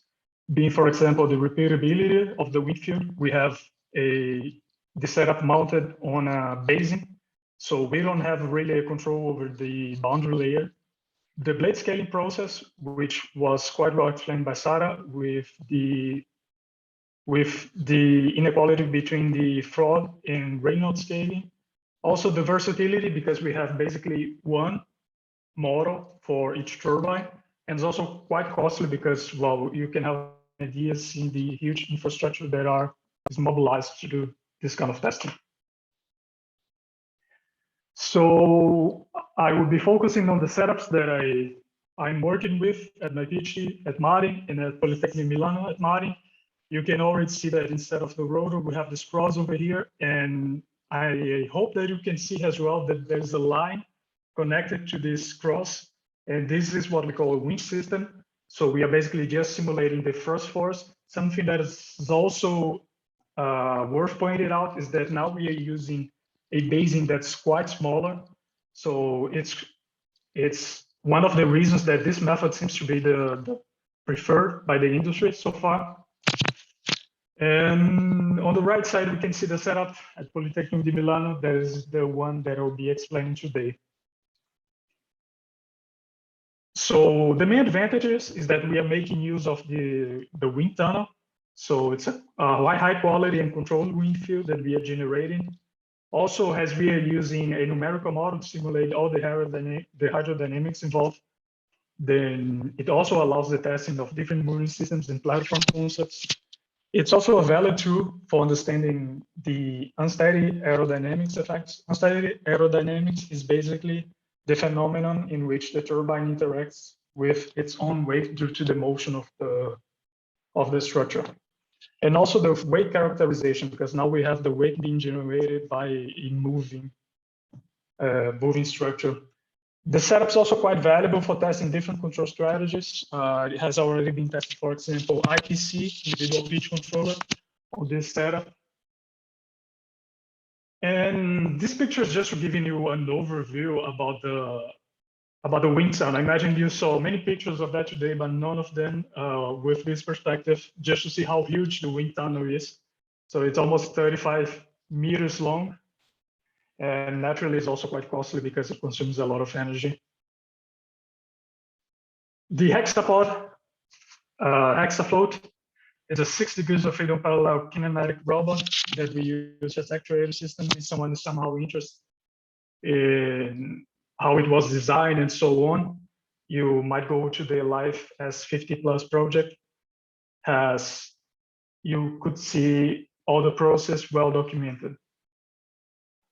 Now we go to the technicalities of the setup. You can see the control scheme on the right picture. You see this the setup that we are working with, and something that's worth pointing out is this FOWT sensor. And what is that? This FOWT sensor is a 6 degree of freedom load cell that is mounted ideally on the junction between the turbine and the platform, and is basically doing the coupling between the aerodynamics and the hydrodynamics. And something that's also worth pointing out that I imagine was one of the questions over here, that we do perform some sort of correction to the forces that are fed into the hybrid in the loop model. So we basically don't use directly the forces that are extracted from the sensor. And these correction forces are taken because the inertial properties of the setup, that means the mass and stiffness, do not match exactly the ones that were the ideally scaled values. So we are going now into the hybrid in the loop model, and I will go a bit fast on here. But basically, we are considering the infinite frequency hydrodynamic added mass in the mass matrix of the global system. In case it is desirable to add further damping, you can also use the structural damping matrix. Also the structural stiffness matrix, of course, and the aerodynamic forces, which is composed naturally of the tower and rotor aerodynamic force, gyroscopic moments of the rotor, as well as the mechanical rotor loads, which are due basically to rotor inertia and imbalances in the mass distribution. And we also have the hydrodynamic forces, which are basically the radiation, wave, mooring, and viscous forces. And actually, these are the ones that are quite challenging to run on real time. And we do have to perform some simplifications to perform the experiments. So I will also present the mooring system model that we use. So the mooring system model is actually quite similar to the one utilized by FAST, basically the same. And it's a lumped mass approach in which we discretize the cable dynamics in several segments. And for each segment, we are performing this equation, this huge equation you can see over here. But basically, just checking the tensing loads and damping between each node, as well as the weight, viscous transverse and tangential damping, as well as the shear bed contact forces. Now we go through the real-time simplifications. I won't go too much into details about the first two ones. The first one of the radiation forces. The calculation of the radiation forces, they involved the use of the Jimenez equations, and the Jimenez equation has a convolution integral. And that's a problem because we really need to be as fast as possible. So this is a quite computationally costly term to calculate numerically. So we use this approximation of this term with the use of an SFIS, with the use of this SS feeding toolbox, which was also developed by NRL, and FAST also supports the use of this pre-processing tool. And depending on the geometry of the platform, we can significantly decrease the running time. But of course, there is a compromise between the running time and the fidelity of the approximation. The second one is the number of harmonics considered detection of the irregular C-state simulation. Well, the irregular C-state is computed basically through the simulation of a high number of different harmonics. And in order to simulate the randomness of the C, you would like to include the broad range of frequencies. So we have to really limit the C-state. Of course, as we decrease this spectrum, we are also kind of like decreasing the randomness. But yes, it's also a compromise that you have to do, as all points that are listed over here. And the last three, I will go a bit more into details. So we have the number of elements dividing the substructure of the viscous forces, the amount of nodes that is composing the mooring lines, and the choice of specific contributions in terms of force to be considered from the internal nodes. So with the viscous forces, well, the viscous forces, they do depend on the relative velocity from the water. And nevertheless, the water particle speeds decrease exponentially. Therefore, it is acceptable to reduce the amount of nodes at the lower part of the structure. So if you can see the lower part, we are considering just a single node. And for the upper part, you can see on the picture here on the right, this is for the triple spar platform, which was tested, and it's all the simplifications that I will show over here, they are related to this single platform. So we can see in the upper part, we did a final discretization. We also do simplifications to the amount of nodes that we consider in the mooring lines. As I said, we use this lumped mass approach in which we divide each line segment into n elements. So how we manage to do that is by doing this sort of sensitivity analysis. By decreasing the amount of nodes, we might affect the natural frequency of the platform. So we set that is completely a number set, plus minus 2.5%. So we set this value over the reference. So for example, FAST in this simulation was using, the baseline one was using 80 nodes. And on the right picture, you can see the ones that we are using to run the experiments, which consists of only 20 nodes. And basically, we choose a node that is in between the range of tolerance that is chosen according to the platform. All of these points, they might vary according to platform and also mooring line setup. And the last one is about the contribution forces of each mooring line, so of each node. So for example, if we consider the equation that we are solving to obtain the forces at the far lead node, we will have to select some of the nodes to count their contribution to the overall integration, because otherwise it might be quite computationally costly. And in some cases, it doesn't even make sense to consider all the nodes because let's say like the contribution to the results not really relevant. So here we can see the case for the viscous transverse damping and for the viscous tangential damping. And what we did basically was we did a combined decay test for all the 6 degrees of freedom, in which we were seeing the standard deviation over these values for each node. Of course, this is also repeated for the seabed contact and the NAS and so on, but these were the most relevant ones. And we can see, for example, on this picture, the standard deviation was quite higher for the loads that are closer to the platform. Therefore, we considered the nodes and we decided to ignore the first, let's say, 10 nodes. And just showing some results. These were the results that were done with the experiment.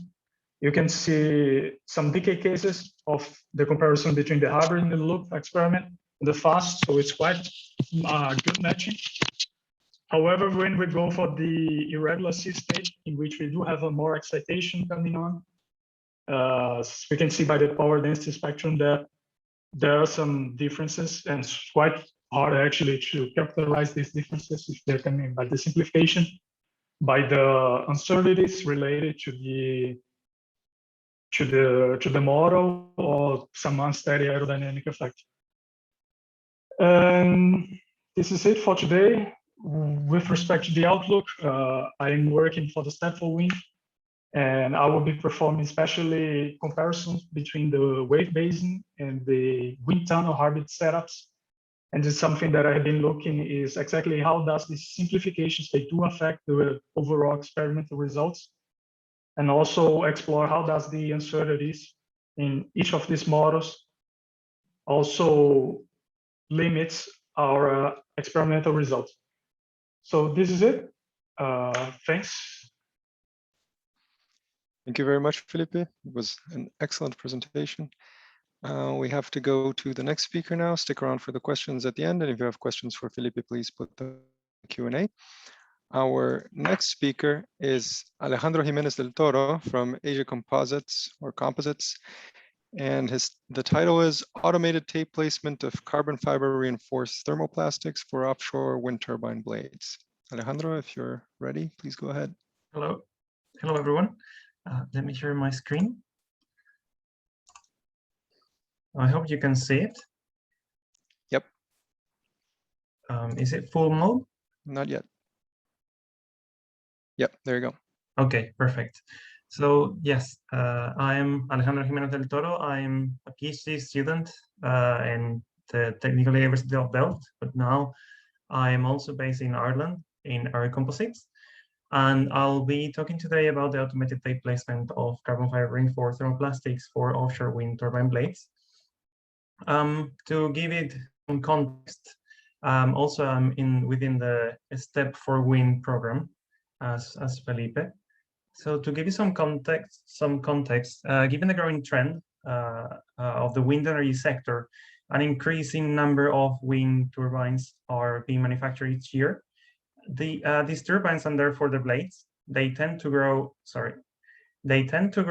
in size too, especially for offshore wind farms. Such blades pose challenges for the current composite materials and manufacturing technologies, which are related to quality and blade circular economy. Hence, in this work, we study the feasibility. This is a review work, literature review work. We study the feasibility of carbon fiber reinforced thermoplastic composites and laser-assisted tape placement for recyclable carbon fiber blade manufacturing. We will discuss the technology and its core capabilities, its core is governing phenomena, and how materials and manufacturing parameters can influence the manufacturing rate and quality. This is the agenda, which is basically sort of what I just said. So we can go into the main topics. First, the increasing rotor size implies a heavier blades that needs to stand larger loads. Hence, to guarantee the structural integrity of the load-bearing components, such as the spark gap in the blade, while minimizing weight, carbon fiber can be chosen over glass fiber due to its higher specific properties.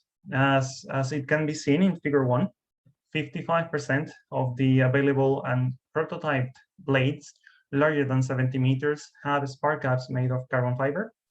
However, carbon fiber composites have a greater sensitivity to microbuckling due to the smaller diameter of the fibers themselves, which makes paramount to ensure a good fiber alignment in the part. Also, thermoplastic composites benefit from reusability. Thermoplastic composites benefit from reusability, as well as recyclability, as well as infinite shelf life and in situ consolidation over the commonly used epoxy or polyester resins, which are thermosets. However, their price is higher.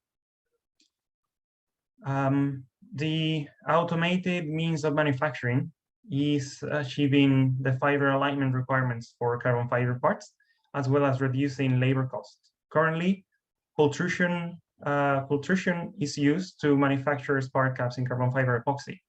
We will, however, focus on laser-assisted tape placement, since apart from delivering the right fiber alignment, it has a greater design flexibility and makes use of the in situ consolidation capabilities of the thermoplastic composites.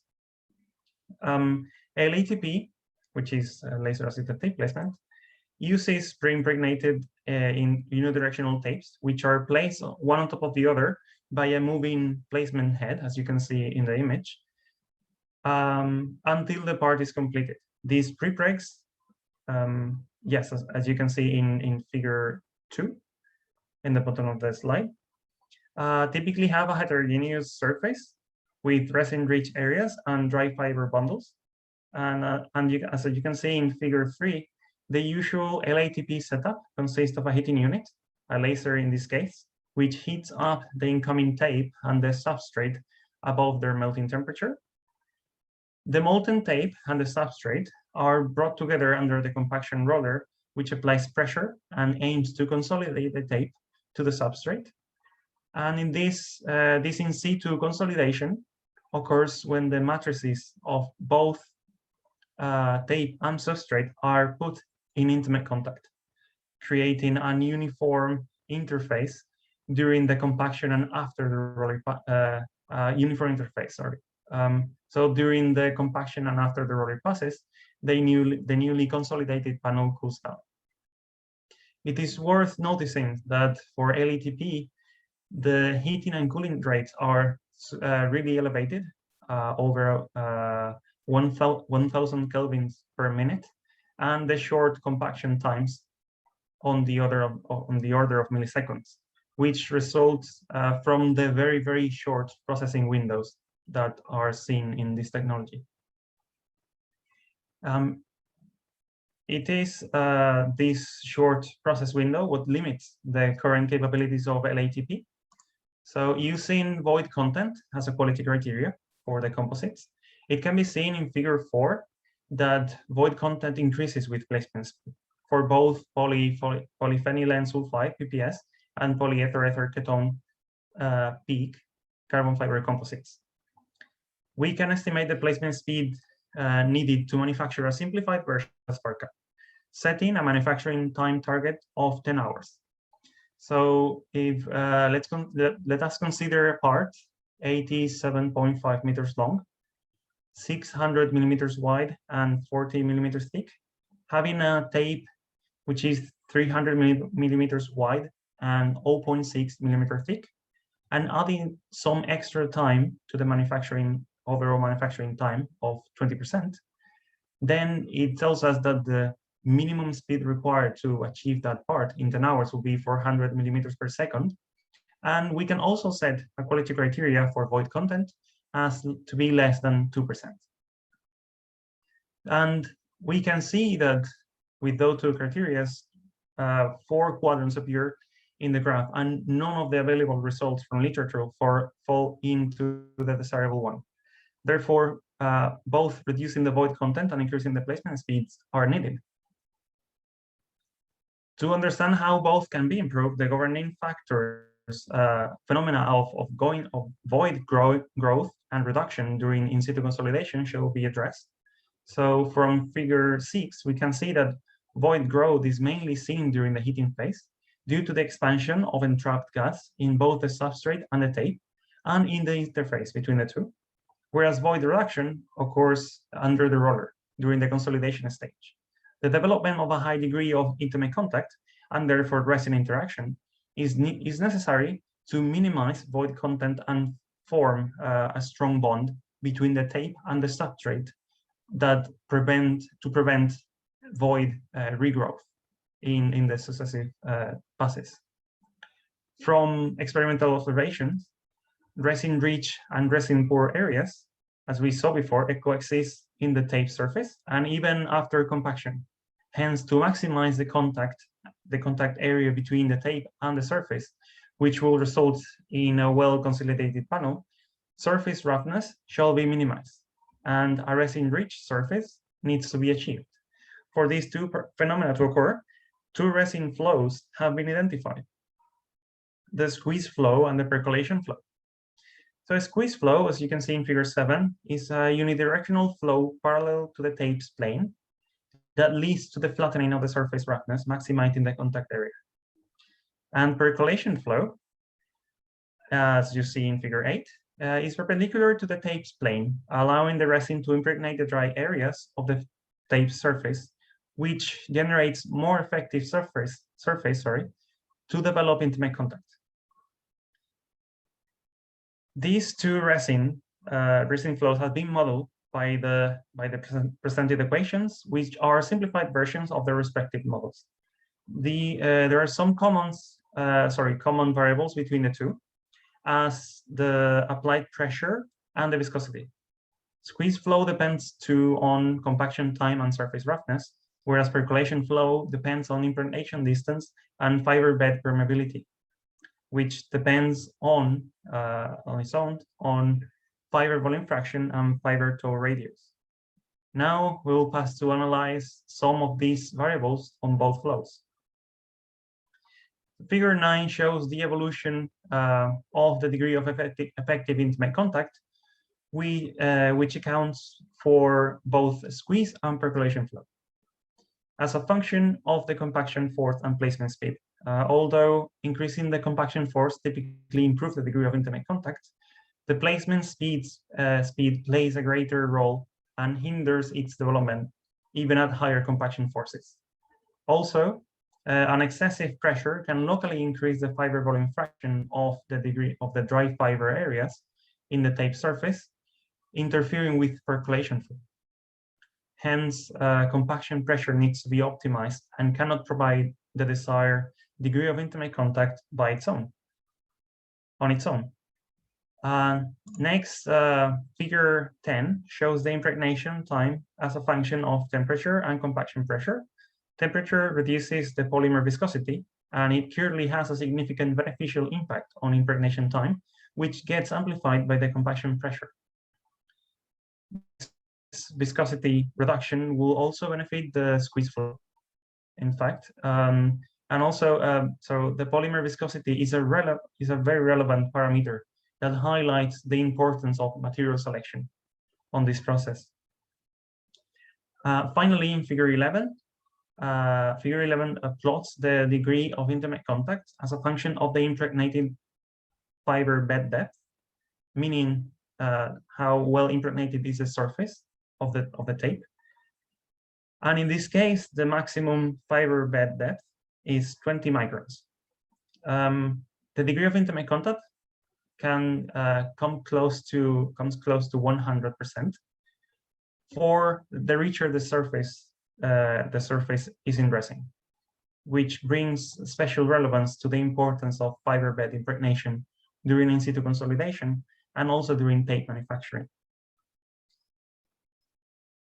So in this line, the fiber toes use, sorry, I leave this one here. In this line, the fiber toes used in wind energy have a larger diameter than those seen in aerospace, which will ease impregnation as well. On the contrary, by using carbon fiber and thicker toes will hinder intra-toe impregnation due to the smaller fiber diameter of the carbon fiber and the larger impregnation distance of thicker tows. Finally, to summarize, we can conclude from the review that current achievable LATP placement speeds of thermoplastic composites cannot satisfy wind energy needs. Technology and raw material costs are elevated, hence economy of scale needs to play a role in a successful implementation. Percolation and squeeze flow coexist during in situ consolidation, and none of them can be ignored. And the degree of intimate contact is a function of the fiber bed depth. Heavier tows ease fiber bed impregnation, while it hinders intra-tow impregnations, as well as carbon fiber does. And finally, in situ consolidation optimization requires both process optimization and material selection. For process optimization, with an optimum pressure that favors squeeze flow and percolation flow without locally increasing the fiber volume fraction, and an optimum temperature that minimizes viscosity without thermally degrading the polymer and developing residual stresses in the end. And regarding material selection, it needs to consider matrix viscosity, surface roughness of the tape, and dry fiber bed depth, apart from meeting the mechanical properties desired for the final application. And with that, should be here you can see the references, and that should be all from my side. Thank you very much. Thank you, Alejandro. Very interesting, and you managed to show that you can make an interesting presentation about how something doesn't work. So I now invite all the speakers to share your cameras again, and we can go to the Q&A. We might go slightly over time. We have lots of questions. And we start with the questions for Sara. First one, lots of commercial interest, it seems, on these applications. So the first one is there a specific guideline to follow to adapt our design to a prototype? I think that I tried to give you an idea about the main guideline. It depends on the type of test that you want to perform. Generally, it is the work of the people that work on the wind tunnel. So it's our work to find the proper way to scale the model because we are more confident on what we expect to do in the wind tunnel. So which are the main parameters that we have to take in consideration. We have to take in, so the idea is that the main guidelines come from the wind engineering in general. So the typical guideline that we use to scale structures. So this is the guideline that are more consolidated. And then we have tried to adapt it for this particular application that is very peculiar because it is not just a structure, but also a machine. And so I tried to summarize the main things, but obviously the guidelines are function of the wind turbine that you are, or the lab, and also what you actually want to measure during the test. So is it a lot of in-house knowledge, or are there also Eurocode type regulations on specific things to address? No, I don't. There isn't this kind. So as you know, you have to choose which are in consideration of the specific application. There are some code are less official, I think, that with respect of the Eurocode. You know that there are some, for example, the FOWT number, Reynolds number. There are also the Cauchy number. Many things that you have to represent in order to, in consideration of the type of test that you perform. All right, thank you. We have more questions for you. Are there any open calls where companies can apply to test in your facilities? If not, do you know if there will be in 2022? So actually our wind tunnel is an university wind tunnel, but it works like a commercial one. So actually if we have free slot and there is people that want to pay, of course, they can test it. So we have some internal research that we perform there, but we have also some commercial activities or European project. In any case, there is an external funding in order to perform the test. Otherwise, we have other research that we can fund ourselves, but for external people, they just to ask and plan and come. But obviously, there is also a commercial part that is important in our case. Yep. Because it is an expensive lab in any case. It has to be to do all those things. And what's the minimum duration of the tests? Yeah, if we talk about the test in the wind tunnel, it depends on what you want to measure, obviously. Generally, as the setup is not so easy to be installed, we try to use, once we put everything inside, we perform a lot of tests, but we had several experimental campaigns. So every time that we have something that we want to test, we can do that. The minimum time is 1 week. We can test also for 2-3 weeks, generally no more. This is for the wind tunnel test. Obviously, for testing in natural environment, you need more time because you cannot control the wind and neither the waves. So you have to expect situations, conditions. For example, the test that we are performing now in Reggio started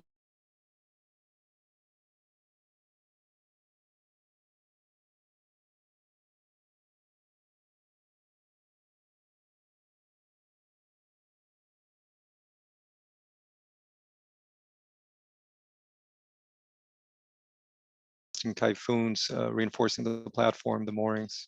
Actually, no, because our wind tunnel is not just it's able to produce just in the normal wind condition, not typhoon or something like that. I think that there are specific wind tunnels that are able to do that, not our. So we can try to reproduce extreme wind conditions, so wind higher with respect of the expected one. But the typhoon have also other specific characteristics that cannot be easily reproduced in our wind tunnel. We have never tried in any case. And I'm guessing when you're doing it in nature, you're also not doing it during a typhoon. Then a question for Herman. When performing the tests, do you also test the mooring system? Herman, you specifically mentioned the soil type in your presentation, or are you just testing the turbine and the platform, making the mooring as rigid as it can be, or any other simplifications? Yeah, I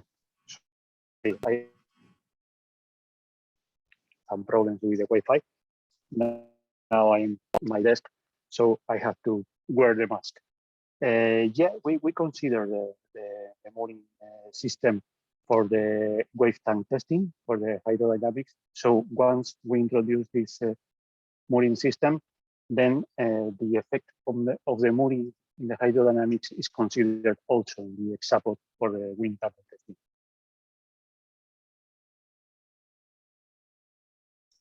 All right, thank you. Again, for Sara, on the tower scaling, would it be feasible to change the roughness of the coating of the scaled model to screen similarity? This is typically done in civil engineering for sure. I'm not sure about towers.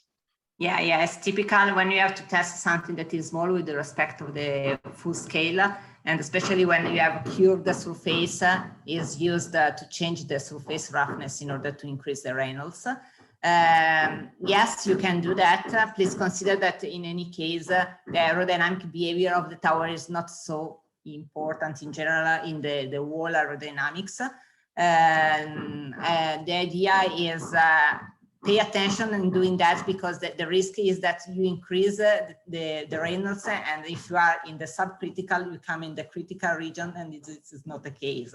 So it's not so easy to control what happens when you increase the surface roughness. So sometimes can be useful, but you have to test before and try and then understand if it can be worth it to do that. Great, thank you.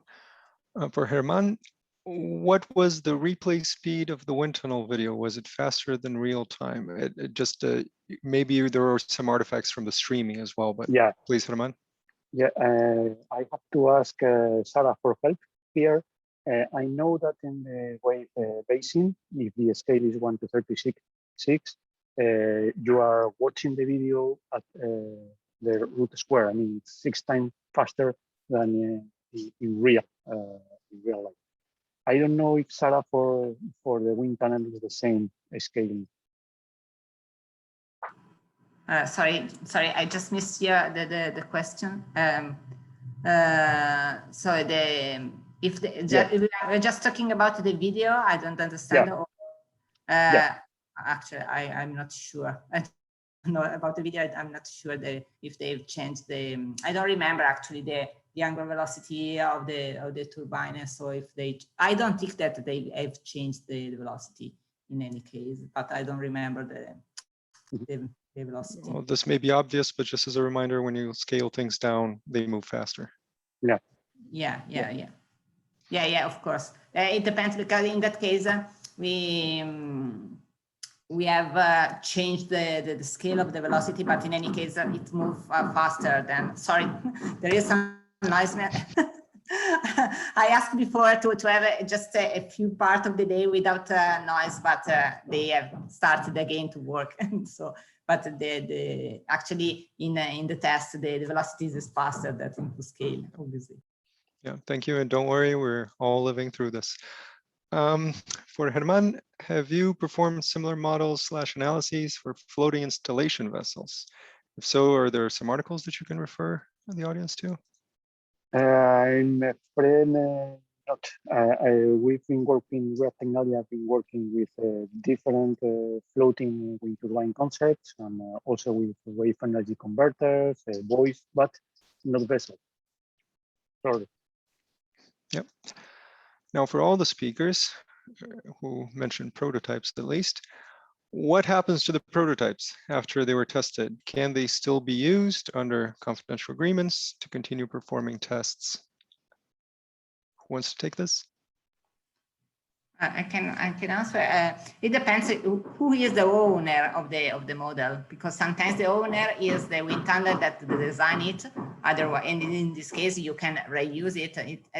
Generally at the beginning of the test, there is a sort of agreement on this. Otherwise, obviously, you have to give back the model. But if you have designed it, you know how to rebuild it. So actually, it depends on how confidential is the source of the model. So it's in this case, for example, if we are talking about the DTU is open source wind turbine. So actually, the model can be reused, or some parts, or you can reuse at least the technology and the idea that you have put in the model. Yep, thank you. Now, a logistics question from someone in the UK, I assume. We've seen some issues related to transferring equipment in and out of the UK after Brexit. So there's some paperwork that needs to be done and some bureaucracy that hasn't been defined properly. Are you aware of programs that will facilitate this in the future?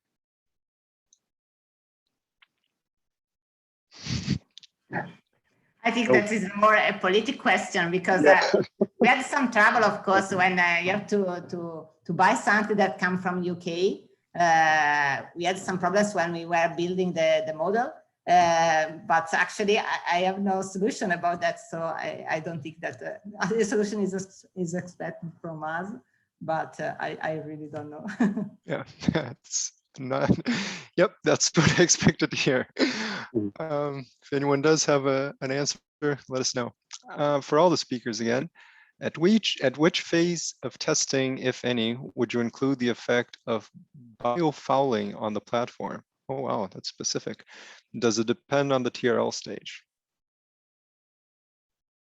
I would say yes, depends on the TRL stage. I mean, for the wave tank testing, wind tunnel testing at TRL 5, maybe 6, in a laboratory scale, you are usually trying to validate the conceptual design. So we've never considered biofouling at that stage. We consider maybe in the numerical modeling in order to, let's say, be sure that the natural frequencies doesn't change so much after 15, 16 years, 20 years of working. But I guess biofouling can only be considered when you are in the sea, when you are doing tests at sea. All right, thank you. Now, in general, are any of the platforms that you tested currently commercially available? I'm not sure there are any floating offshore commercially available. If not, should we be seeing them soon on the market? Well, I'm not, maybe not in the market. We will see some of them at sea soon. You know, Olaf Olsen is working with Iberdrola in the H2020 flagship project, which is the demonstration of a, I guess, 10 megawatt plus floating wind turbine, real size. They are going to be installed at the Met Center in Norway, and I know they are working now in the design. And, well, we'll see the demonstration in 2-3 years time. I don't know the timing of the project. And the other company in LIFES50 Plus, Nautilus, I know that they are also working with some big utility in the demonstration of the concept. Great, thanks. And a question to Alejandro. As you mentioned, pultrusion is quite a common method of manufacturing spar caps. Do you believe that LATP could be used to complement this existing method rather than as an alternative? For example, by pultruding the bulk of the spar from CF/thermoplastic and using LATP to add additional ply layers where required. Well, technically it's possible. You can consolidate on top of the pultruded spar more thermoplastic tapes. That's absolutely perfect. The thing is that economically speaking, it wouldn't necessarily make sense because the LATP equipment is extremely expensive and tapes are very expensive too. So adding and pultrusion is seen as a very cheap, let's say, method to manufacture spar cap because the raw materials are cheaper than tapes, and OEMs typically outsource the production of the spar cap to the spar cap manufacturer, so they don't want to know anything about it. If you manufacture part of it outside, you outsource part of the manufacturing, and then you do inside reinforcement with the LATP machine, I think that will increase the cost heavily, and so I think it will be more an alternative than complementing the pultrusion. Also, if you look ahead, if you try to make an exercise of looking ahead into the future, let's say that you could manufacture the entire blade out of thermoplastics, so you will be able to lay up the entire blade in one shot in the same mold with the LATP, whereas that wouldn't be possible with the pultrusion. So that's why I said in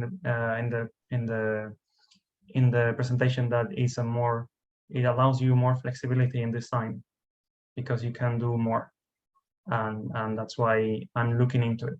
Although, as I said as well, it's very expensive nowadays, and we need some economic of scale to make it work.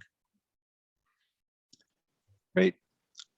We covered all the questions and we're almost 15 minutes over. So I thank you all. It was a really excellent session. I really enjoyed all the presentations. Thanks to the audience also for all your great questions. Pranav, any closing thoughts? No, I think it's all good from my side. All right, then again, thank you everyone. And we can see each other again tomorrow. Yeah, thank you. Thank you. Sorry Bye. about that. Bye-bye. Bye-bye. Bye. See you all tomorrow. Bye.